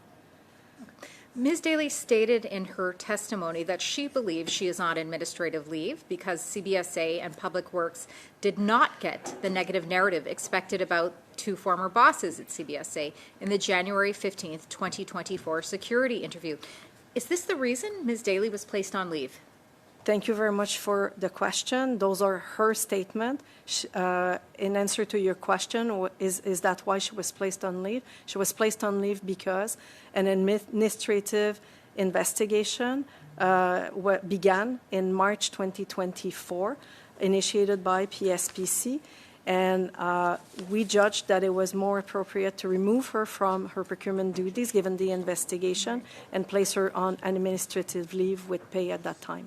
Okay, well, I'm not sure what you based your judgment upon, but Ms. Daly also stated, Madame Bolduc, that 2 weeks after she was placed on leave, you, as her former Director General, were appointed Director General of the new Professional Service Transformative Solutions sector on March 27th, 2024. You've corroborated positively with this today. So it would appear that this position was created and given to you because you helped to generate a false set of reprisals against Anthony Utano, Cameron McDonald, and Diane Daly, as they claimed. What would you have to say to that, please? Thank you very much for the question. As I explained, this was a lateral move. I was previously Director General. I was asked to step into an area of procurement where help was needed, hence why I accepted the position as Director General to transform the professional services. Again, there were several reports from the Auditor General and the Procurement Ombudsman that identified a need to modernize, to transform,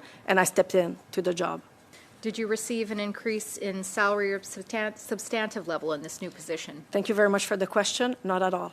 You know, Mr. Speaker, I'm not sure if the group here is aware, but Canada's Public Servants Disclosure Protection Act, which provides whistleblower protection, was ranked last year comparative to 50 other countries. This government was given an opportunity to update whistleblower protections back in 2017, but accepted none of the Government Operations Committee's recommendations to improve whistleblower protections. And finally, the Bloc, of course, my colleague to the left, put forward a piece of legislation to improve whistleblower protections, which is now being held up in the Senate and which was filibustered for weeks by the Liberals.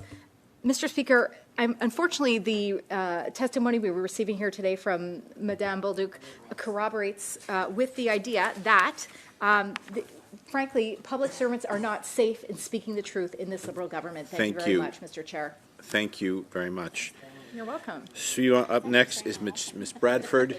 You have the floor for 5 minutes, please. Thank you, Mr. Chair. So Order, please, for Ms. Bradford. Ms. Bradford, you have 5 minutes. I would like each of you to answer these questions, if you wouldn't mind. Was it common practice to meet with prospective vendors and contractors off-site, to your knowledge? Thank you very much for the question. No. No. And Mr. Von Schoenberg? No, it's not did regular you do practice. That in your practice at all? No. Would you consider meeting with prospective contractors outside of the office to discuss contract requirements or details to be normal practice? Thank you very much for the question. No, it's not. And you? And neither one of Same you have answer. ever done that? Okay. Did you or any of your colleagues meet with Mr. McDonald or Mr. Utano to discuss developing the RFP or otherwise? Thank you very much for the question. Never. No. I don't know either of these people, and I've never met with them or interacted with them. And Mr. Bond? I was not involved in any way in the Arrive Canada procurement or project. Okay. So, again, even though you may not have been directly involved, I'm sure because this has been so public, you're probably a bit aware of the controversy. So would you consider the terms of the contracts that ended up being awarded to GC Strategies as restrictive? Thank you for the question. What do you mean by restrictive? Well, do you think maybe the terms were so restrictive that very few companies might have been eligible to respond? So thank you for the question. I believe this is actually one of the findings of the Auditor General, that it was restrictive. Yes. Right. And Mr. Von Schulenberg? I'm not familiar enough with the terms of the contract to comment on that. Okay. Now, do either of you know who at the PSPC made the decision to select GC Strategies? Thank you very much for the question. No, I don't. Oh, my God. Don't? No, I don't. Okay. She has said thank you like Now, 400 times. I'm going to ask this question. I think I know the answer. Have either one of you been contacted by the RCMP regarding any of this? Thanks for the question. No. No. No, I have not. Okay. Now, there have been many meetings on this. We've had well over 20 here at this committee, and it's been before other committees as well. So I'm not sure how closely you've been following it, but I suspect you might have. Is there anything that's been said over the many meetings and witness testimonies on this issue over the last several months that you disagree with or would like to clarify? Thank you for the question. So I watched several of the committees, both OGO and PAC-C. Definitely, we're here today to say that we take exception to the testimony that was made on August 7 by Ms. Daly. Strong exception, in fact. And that's about what I would have to say on what was said in those committees. So you've reviewed the testimony thoroughly, like you weren't there, but you've reviewed the transcripts and everything, and you're familiar with what she said. Thank you for the question. Actually, I listened to it on the night of. Okay, live. And that's not actually live right after. because I was made aware that my name was mentioned on several occasions during that testimony. Hence, I watched the meeting, and that's essentially from my recollection of what I watched on August 7th that I'm speaking here today. Mr. von Schoenberg, were you there with her, Ms. Daly, when she was testifying? Were you with her? The only interaction I had was on that December 14th meeting when Lisanne and I met with Ms. Daly to stress upon her the importance of her participation in the CBSA investigation. Okay, so are you familiar at all with her testimony? Have you heard it or seen the transcript or anything? I'm familiar with her testimony at this committee. I watched that transcript, or I watched that tape after I was made aware that my name had been raised. Okay, and do you have any concerns over her testimony? Like, did it? Likewise, with Ms. Bolduc's testimony, I take exception to her interpretation of the events. I don't know why she felt that way. I can reiterate that at the meeting that we had, there was nothing that I felt was said that was intended to intimidate her. If she took it as intimidation, that's extremely unfortunate. So given that she was a union member, if she were feeling so intimidated or pressured or treated unfairly, why would she not have filed a grievance? That would be the normal course. She was represented with a union steward or someone at this interaction, was she not? The question, no, she came to Tom and I, who were her superior, to meet with us unaccompanied. At that meeting, she asked whether she could be accompanied by her union to meet with CBSA investigators. And as we explained earlier, I welcomed, I didn't know if she could or not. I needed to check into that. But I welcomed her suggestion. I looked into it. And in fact, she was told that, yes, she could be represented at the meeting with the CBSA should she wish to. She chose to be accompanied by a family member instead. That, too, we looked into. And that, too, we found that it was acceptable to the CBSA investigators. So, in fact, she was accompanied by a family member. Thank you very much. That is the time, I'm afraid. Beginning our fourth and last round, Mr. Brock, you have the floor for 5 minutes, please. Brockinator. Benefit of Canadians following this scandal. Let's recap what's happening here. Diane Daly, a low-level, faithful public servant for almost 20 years with no administrative or discipline record, gets investigated, gets suspended because she does not pinpoint Utano and McDonald as being responsible for this $60 million boondoggle. And surprise, surprise, within weeks of her suspension, you get asked to take on more responsibility. Now, you say there's no extra pay with that, but it's a higher profile. And I'm sure you've been bonused. Have you been bonused, ma'am? Thank you very much for the question. No. And in fact, I have fewer employees in my new role. Thank you. Thank you. Mr. Schonenberg, you were responsible for signing off on an ATIP.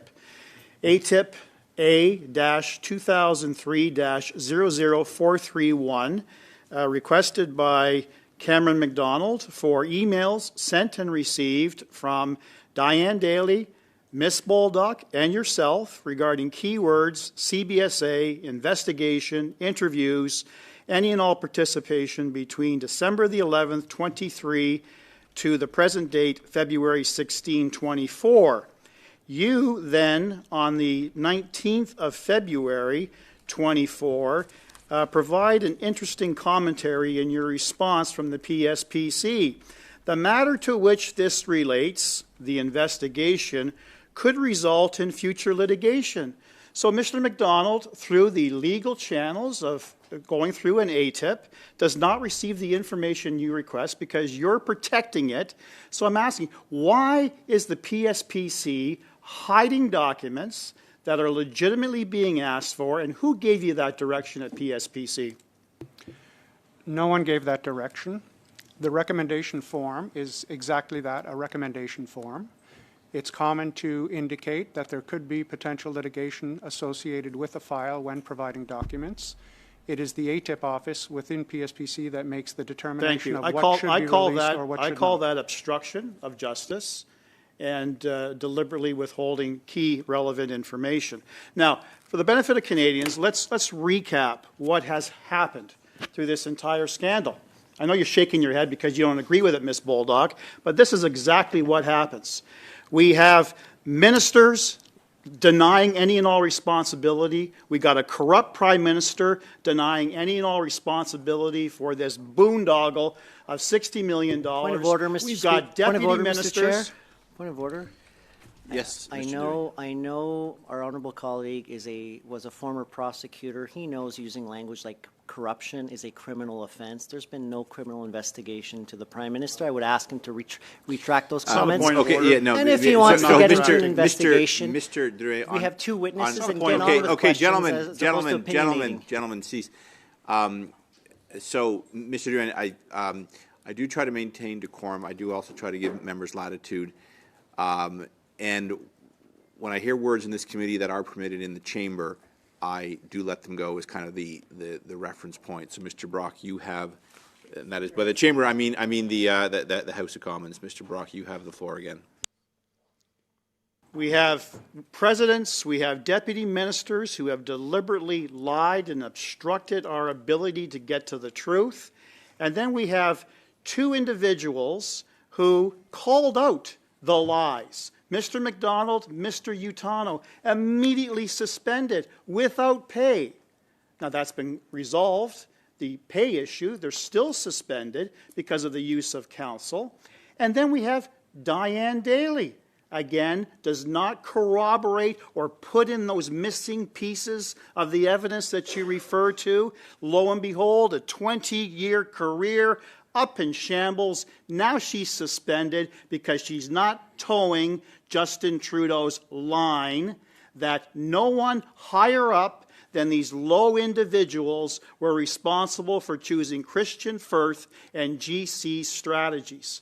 How many other individuals are going to face similar fate? No wonder no one wants to talk about the practices at CBSA. We heard from the CBSA union president who talked about a culture of corruption at the CBSA because people are afraid to talk out and call out the abuses of integrity. That's a real problem with the public service. And everyone is trying to protect Mindone. Mindone, who deleted 4 years' worth of emails, crucial emails, 20,000 emails. Was he suspended? No, he was not. He is on a leave. Everyone is trying to protect him. This is a massive cover-up, and this is inexcusable. Canadians are watching, and you two individuals are part of the cover-up. Thank you. Thank you very much. Turning now to Mr. Erskine-Smith. You have the floor for 5 minutes, please. Thanks, Chair. I mean, I'm new to this committee, so forgive me for not being quite as certain as Mr. Brock, and in part because, and I just want to, before I get to trying to figure this out a little bit on my own terms, Ms. Bolduc, just one last time, your involvement in this has been engaging with Ms. Daly on December 13th, December 14th, and subsequent to that, in the course of, in your words, assisting her in the course of, or providing some support in the course of the investigation where she was the subject of the investigation in some manner. Do you have any other involvement in GC strategies in this ArriveCAN and the investigations otherwise? Do you have any involvement? Thank you for the question. No, I don't. Okay, so look, I'm interested, Mr. Brock. I'm interested in you listed off some concerning facts there around deleted emails. I don't know enough about it, so I'm interested in getting to the bottom of that. Garnet, you said there's two competing stories. Fair point. I mean, the idea that we have a low-level faithful public servant, though, is belied a little bit by what I've seen, but maybe I got it wrong. I mean, I have seen, you've got Ms. Daly is the she comes over. Her previous boss had been Mr. McDonald. She gets pulled over when Utano and Mr. McDonald are at CBSA. She gets pulled over into CBSA to specifically help with procurement. She reports to Mr. Tutano, who reports to Mr. McDonald, as my understanding. And then Mr. Firth, who doesn't answer anything until he's called to the bar, who does he name? He names Ms. Daly. I mean, for me to be comfortable with any of this, to clear anyone, I mean, I would have to have the emails between Ms. Daly and Mr. Firth. I would have to have the proposal that was in front of Mr. Min and have a much more serious understanding of the communication between all players before the approval of GC strategies was made. If we've got that, let's go through it. But my understanding is there are 2 investigations underway where the RCMP and others are able to get to the bottom of this in a way that we are unable to. I'm deeply concerned with us leveling accusations. I mean, I don't know anything about Ms. Bolduc, but the idea that she pressure threatened anyone, where's the evidence? Where's the proof? I mean, I'm deeply uncomfortable with threatening civil servants or suggesting civil servants have engaged in something wrong without evidence. And so, I'm interested in a conversation that's between us committee members after the fact to say what comes next. What additional evidence do we need? What additional witnesses do we need? I'm not interested in hearing from additional witnesses who came in at the tail end of this. If we're missing documents, if we're missing testimony, let's fill in the gaps. But let's also keep in mind there are ongoing investigations by people and organizations that have much more authority and time and the resources to get to the bottom of this. And we should be presumably working, to get to the bottom of this after when there is a report, when there is a proper finding by organizations like the RCMP, then we follow up on that in a more serious way. But the idea of throwing accusations out without evidence to back them up against civil servants who are coming before this committee leaves me with significant concerns. And I look forward to Garnet and Mr. Brock, I look forward to where you've got a storyline on Mindone and that you can help me fill in the gaps. I'm interested in it because, again, I'm new to this committee and I'm trying to fill in the gaps here. But the idea that Ms. Daly was some low-level civil servant is belied by. I just read the CBSA interview with her. I mean, it's belied by that. It would be helpful, I think, and instructive for us to, instead of throwing accusations around, to constructively work together to get to the bottom of things. That's my time. Thanks very much. Thank you very much.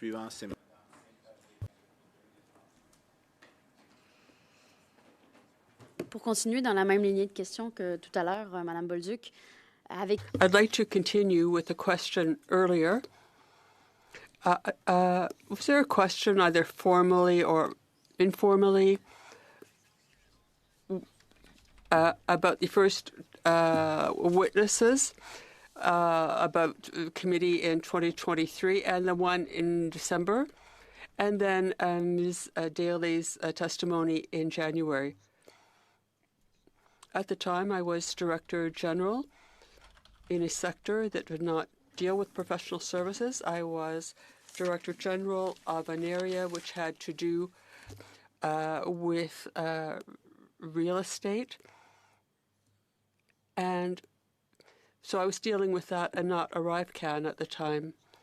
My connection, as I explained with ArriveCAN, was that an employee who is now in my sector, who had previously been an employee of PSBC and had to was going to be a witness on ArriveCAN. Now, there were her appearances in this committee and my meeting with Ms. Daly.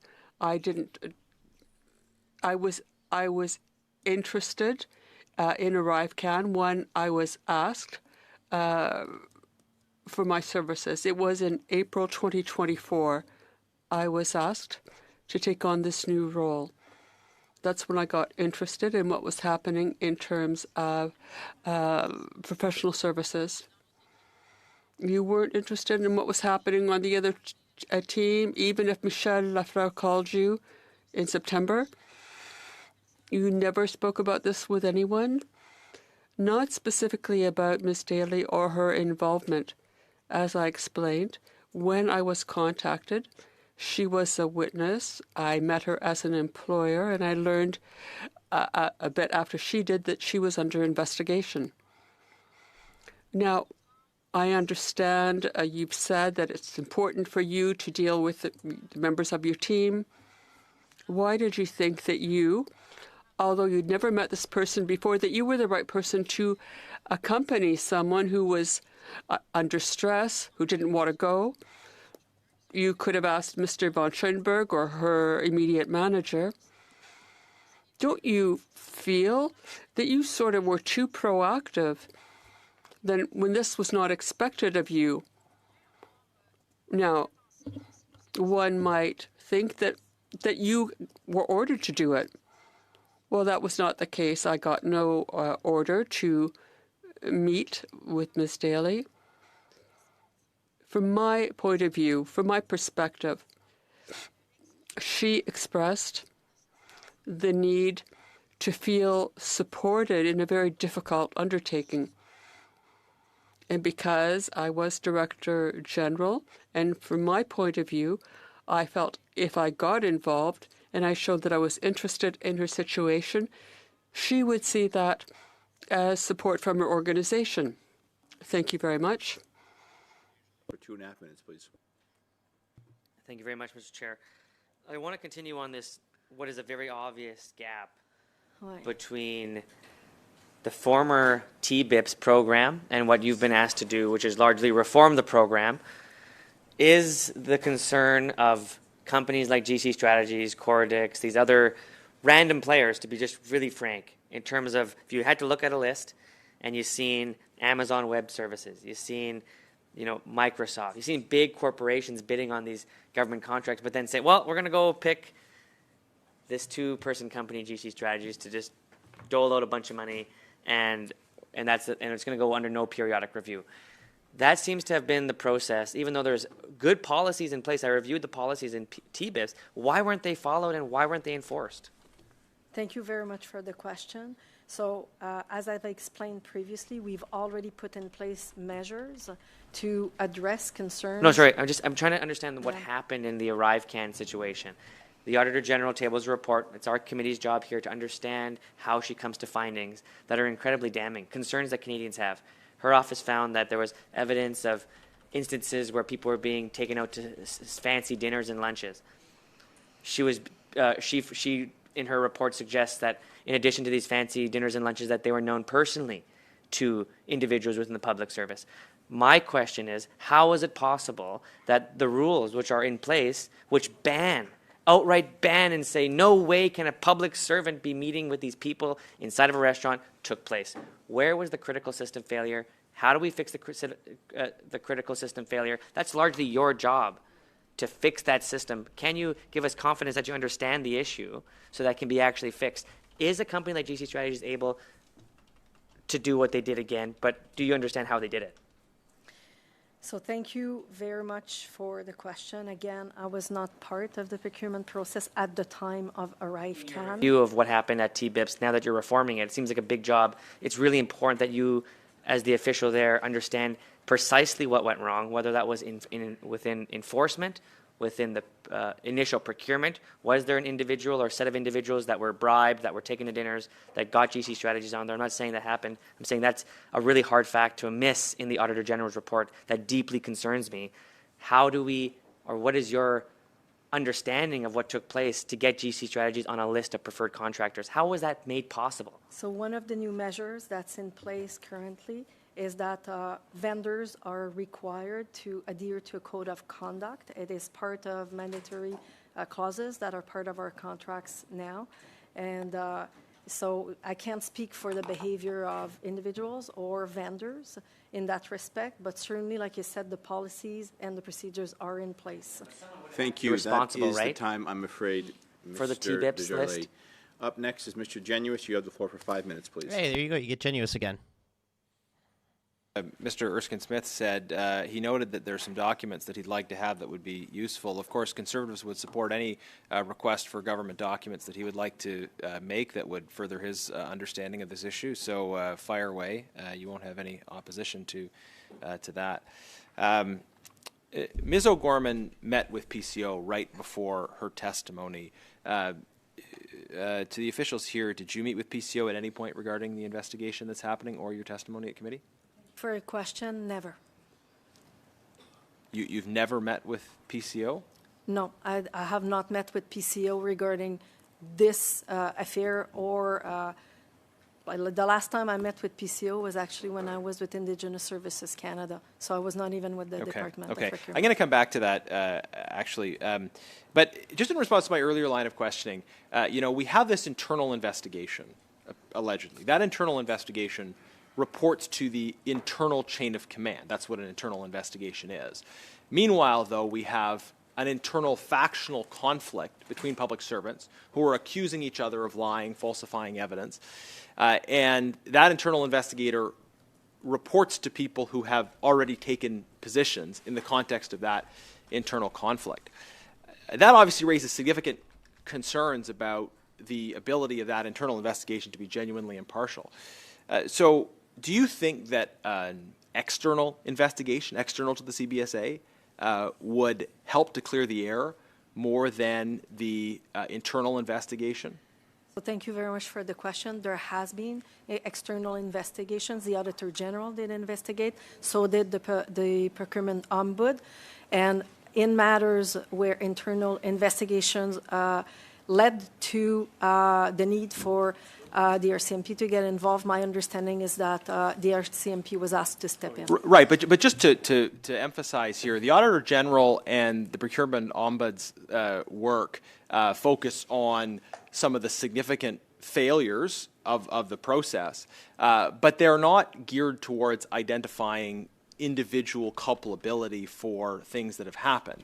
The internal investigation appears very much to be investigating people with the view to hold people accountable. And yet that internal investigation is caught up in a factional conflict, which implicates the highest levels of CBSA. You have a minister saying he wants a head on a platter, and you have officials that are going back and forth over whose head it should be. In that case, insofar as there's a need to identify who was responsible for certain decisions, shouldn't that investigation happen external to the CBSA, not inside of the CBSA? Thank you very much for the question. I cannot speak for the investigation that's occurring at the CBSA. Okay. As you mentioned, you previously worked on Indigenous affairs. Part of the ArriveSCAM scandal involves abuses of Indigenous procurement. Have you been asking questions, or are you seeing investigation taking place into abuses of Indigenous procurement rules as part of what has taken place? So I am aware that this particular department, who should speak for themselves for their responsibilities, that they conduct audits on companies, Indigenous companies. And also I'm aware that this particular department has the mandate of I'm sorry, but I just want to drill into the work happening at CBSA. So if, as I suspect, rules around Indigenous procurement have been broken, is that part of the internal investigation, or is that entirely being left to other people who you hope are working on it? Thank you very much for the question. Again, I'm not aware of what's being investigated by the CBSA, nor for that matter within PSPC, because I'm not part of those investigations. As I described earlier, internal investigations, there are walls between the units carrying them. Okay. And those sorry to jump in, but just Chair, given that that we are not hearing from these officials about investigations on Indigenous procurement, I'd just like to move that the committee report to the House that it supports recommendations from Indigenous leaders for an audit of Indigenous procurement. We've heard those requests from various Indigenous leaders for that audit of Indigenous procurement. We're not able to get answers on that today, and I think it's important that this, as the committee that's responsible for engaging the work of the Auditor General, would express its support for that call from Indigenous leaders for that investigation. So I don't think that will be that contentious, but I wanted to put it on the table, Chair. Thank you. Very good. So that is a motion. Have you submitted it to the clerk by chance? Yes, I have. Very good. Just hold on. I see a few hands already. We're just going to consult with the clerk here for a second.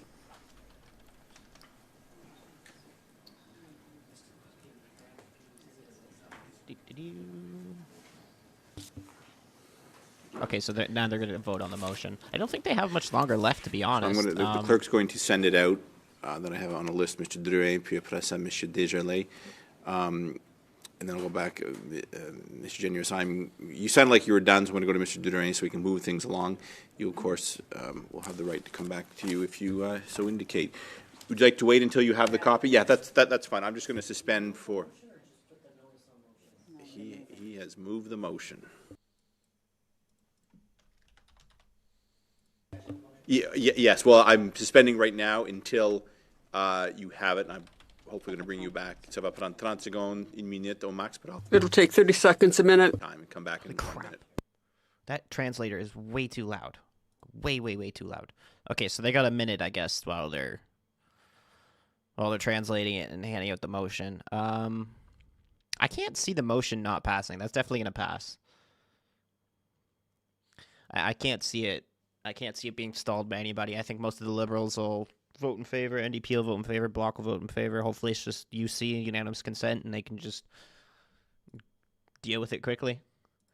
Because, yeah, I think the committee was only supposed to be... Oops, I just closed chat by accident. Dang it. Oh, I gotta open chat again.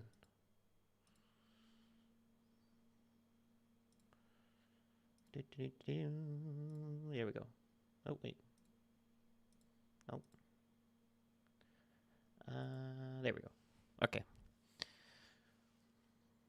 What are they voting on? They're voting on to request documents, if I got that correctly. Sorry.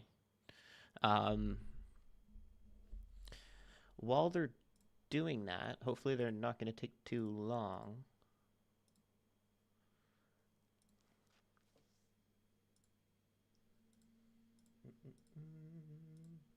Oh, yeah, there they go. They're back. Okay. Duderain, you have the floor. Then after that, I have Mr. Desjardins. Okay, we've got a few people. Go ahead, Mr. Duderain. Yeah, Mr. Chair, as I want to thank my colleague for putting forward this particular motion. We are on Report 1 of the Auditor General with regards to ArriveCAN. I don't see how this is related to the matter at hand, so a 48-hour notice would be required to put forward this motion, and I would look to you, Chair, for a ruling on this particular matter. Oh, come on, man. Well, no, I can deal with it. Both in consultation with the clerk and the analyst, it is a matter at hand, a motion. I'm going to rule it in order, and I'll continue the debate. Mr. Duderain, I'll still give you the floor, Mr. Duderain. I'll go back to you for consideration of that.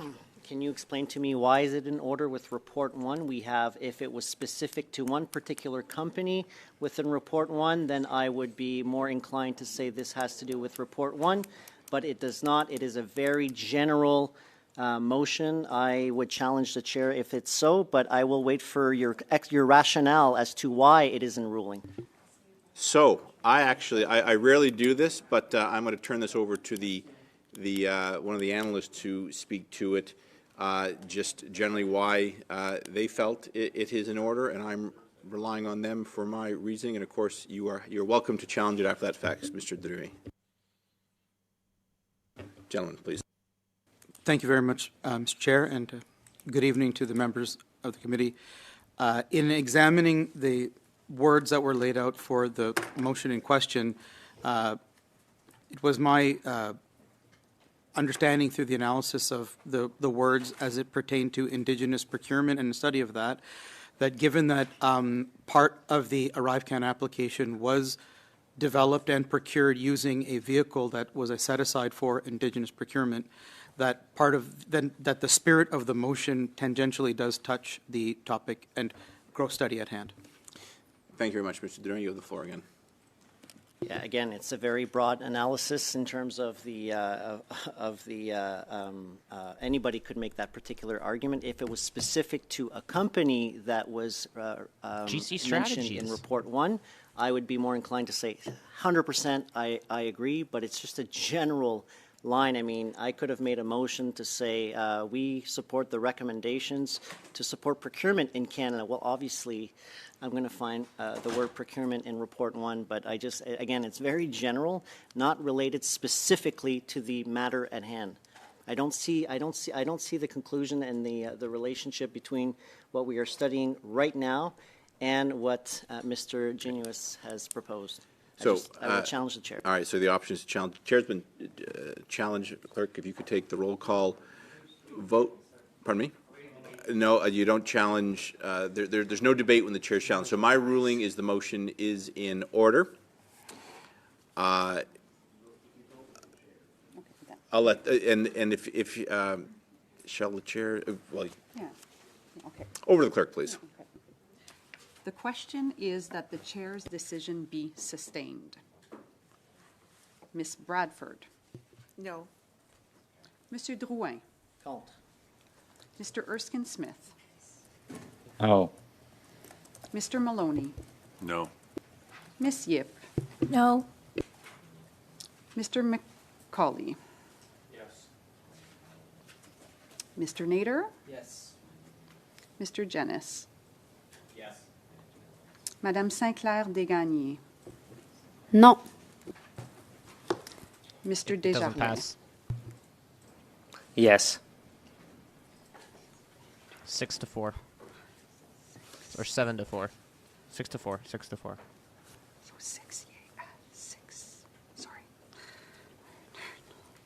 Well, so Catherine, they are Six- gonna 6-4. be able to retable the motion. It's just gonna. And I should make sure that is It's 6-4. just gonna have to be for next to committee overrule the chair. business. That's it. Yes, very good. All right, Mr. Garnet, it's a point of order Well, only, I hope, because I'll just say let's I have been overruled, so this matter yeah. is. I understand, and I'm disappointed, but let's make the motion a notice of motion. Oh, well, you can come back. No, sorry. This matter is dealt with. Your time is up. I'm going to go back to the witnesses, which is really where we're at. Mr. Janos's time is up. As I said, sometimes these go on forever. Sometimes they're quick. This was relatively quick. Ms. Yip, you have the floor for the last 5 minutes, please. Oh, really, Miss Yip? Why? Come on. Before I begin my question, We're gonna listen to this snoozer. I just wanted to put on motion, on notice that we can hopefully discuss in committee business today related to the recent correspondence from our anonymous witness on the SDTC study. Given the committee received correspondence from the whistleblower who appeared before this committee on September 18, 2024, as part of the committee's study of the Auditor General's report into Sustainable Development Technology Canada, given the whistleblower alludes to key evidence of a grave nature that has yet to be presented to this committee, as part of its study into Sustainable Development Technology Canada, that the committee requests the whistleblower send all evidence alluded to in their correspondence of September 23, 2024, within 14 business days of the adoption of this motion, that this include all records and evidence pertaining to their unfounded claims that the Minister of Innovation, Science and Industry manipulated the findings of the McCarthy review into SDTC, which was mandated by and submitted to the Department of Justice. And once the evidence has been provided to members in both official languages, that the committee hold no more than 2 in-camera meetings to examine the evidence, at which time it may decide to invite the whistleblower for further testimony at the committee. I think it's important that we get this type of evidence. We've already heard from the whistleblower, and I think it would benefit our committee that we receive this evidence in both official languages. This motion is the best path forward, which will benefit our extended study. Thank you. And that was a notion of modus only. Very good. That's we'll take right. that. Very good. All right, I'll then. go back to my Yes. questions Yes. now Very to the good. witness. Thank Yes. you for your patience. I'll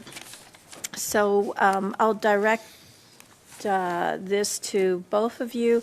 Why do you suppose Ms. Daly's version differs from your version of events, of what happened? Question, I'd rather not speculate. Okay. Mr. Schindler? Likewise, I'd rather not speculate into Ms. Daly's motives.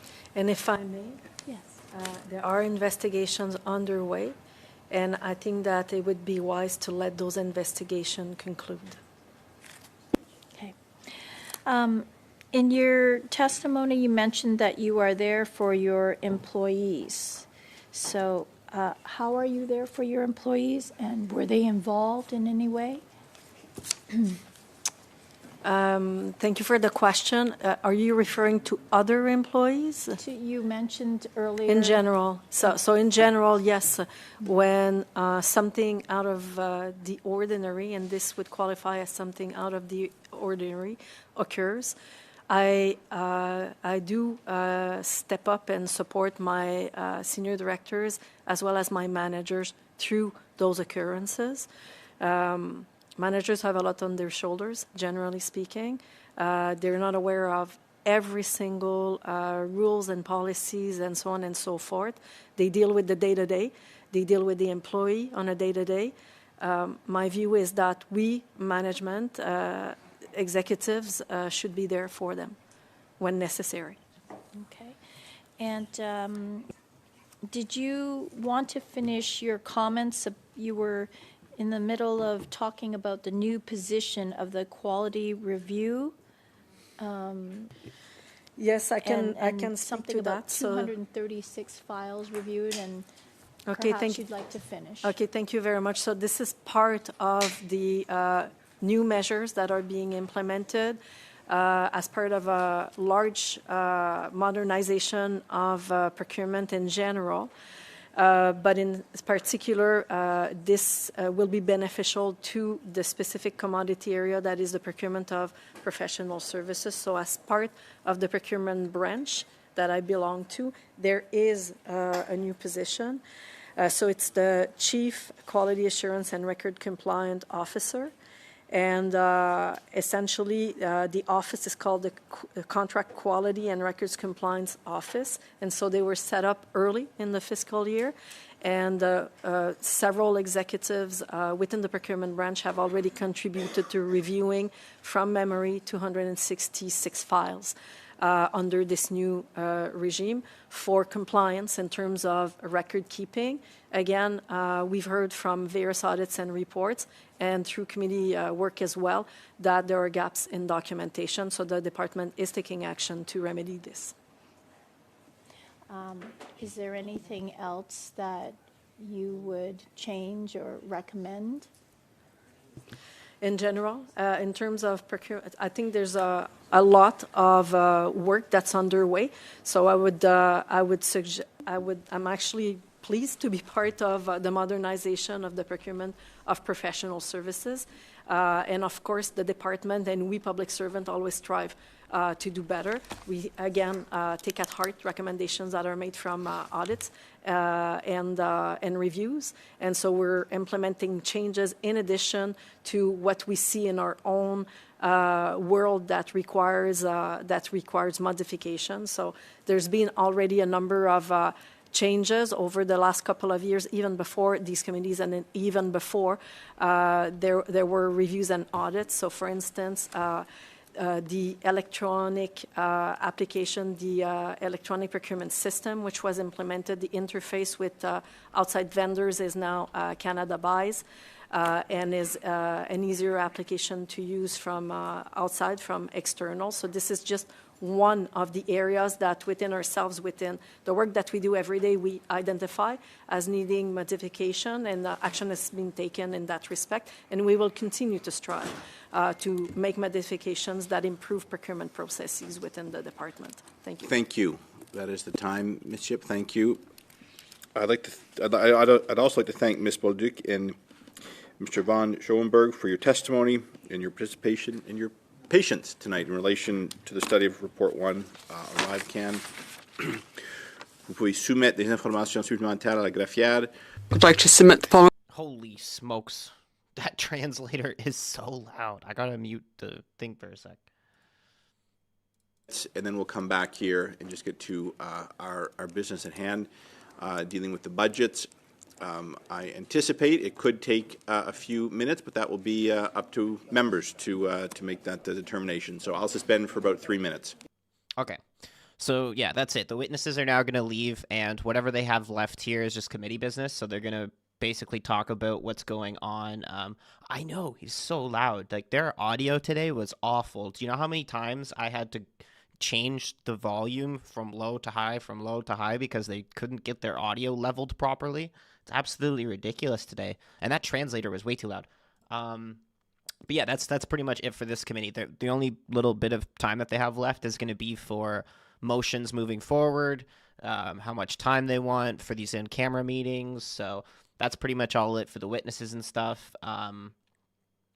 Yeah, we could pretty much call it here. There's nothing else that's going to be entertaining in this committee.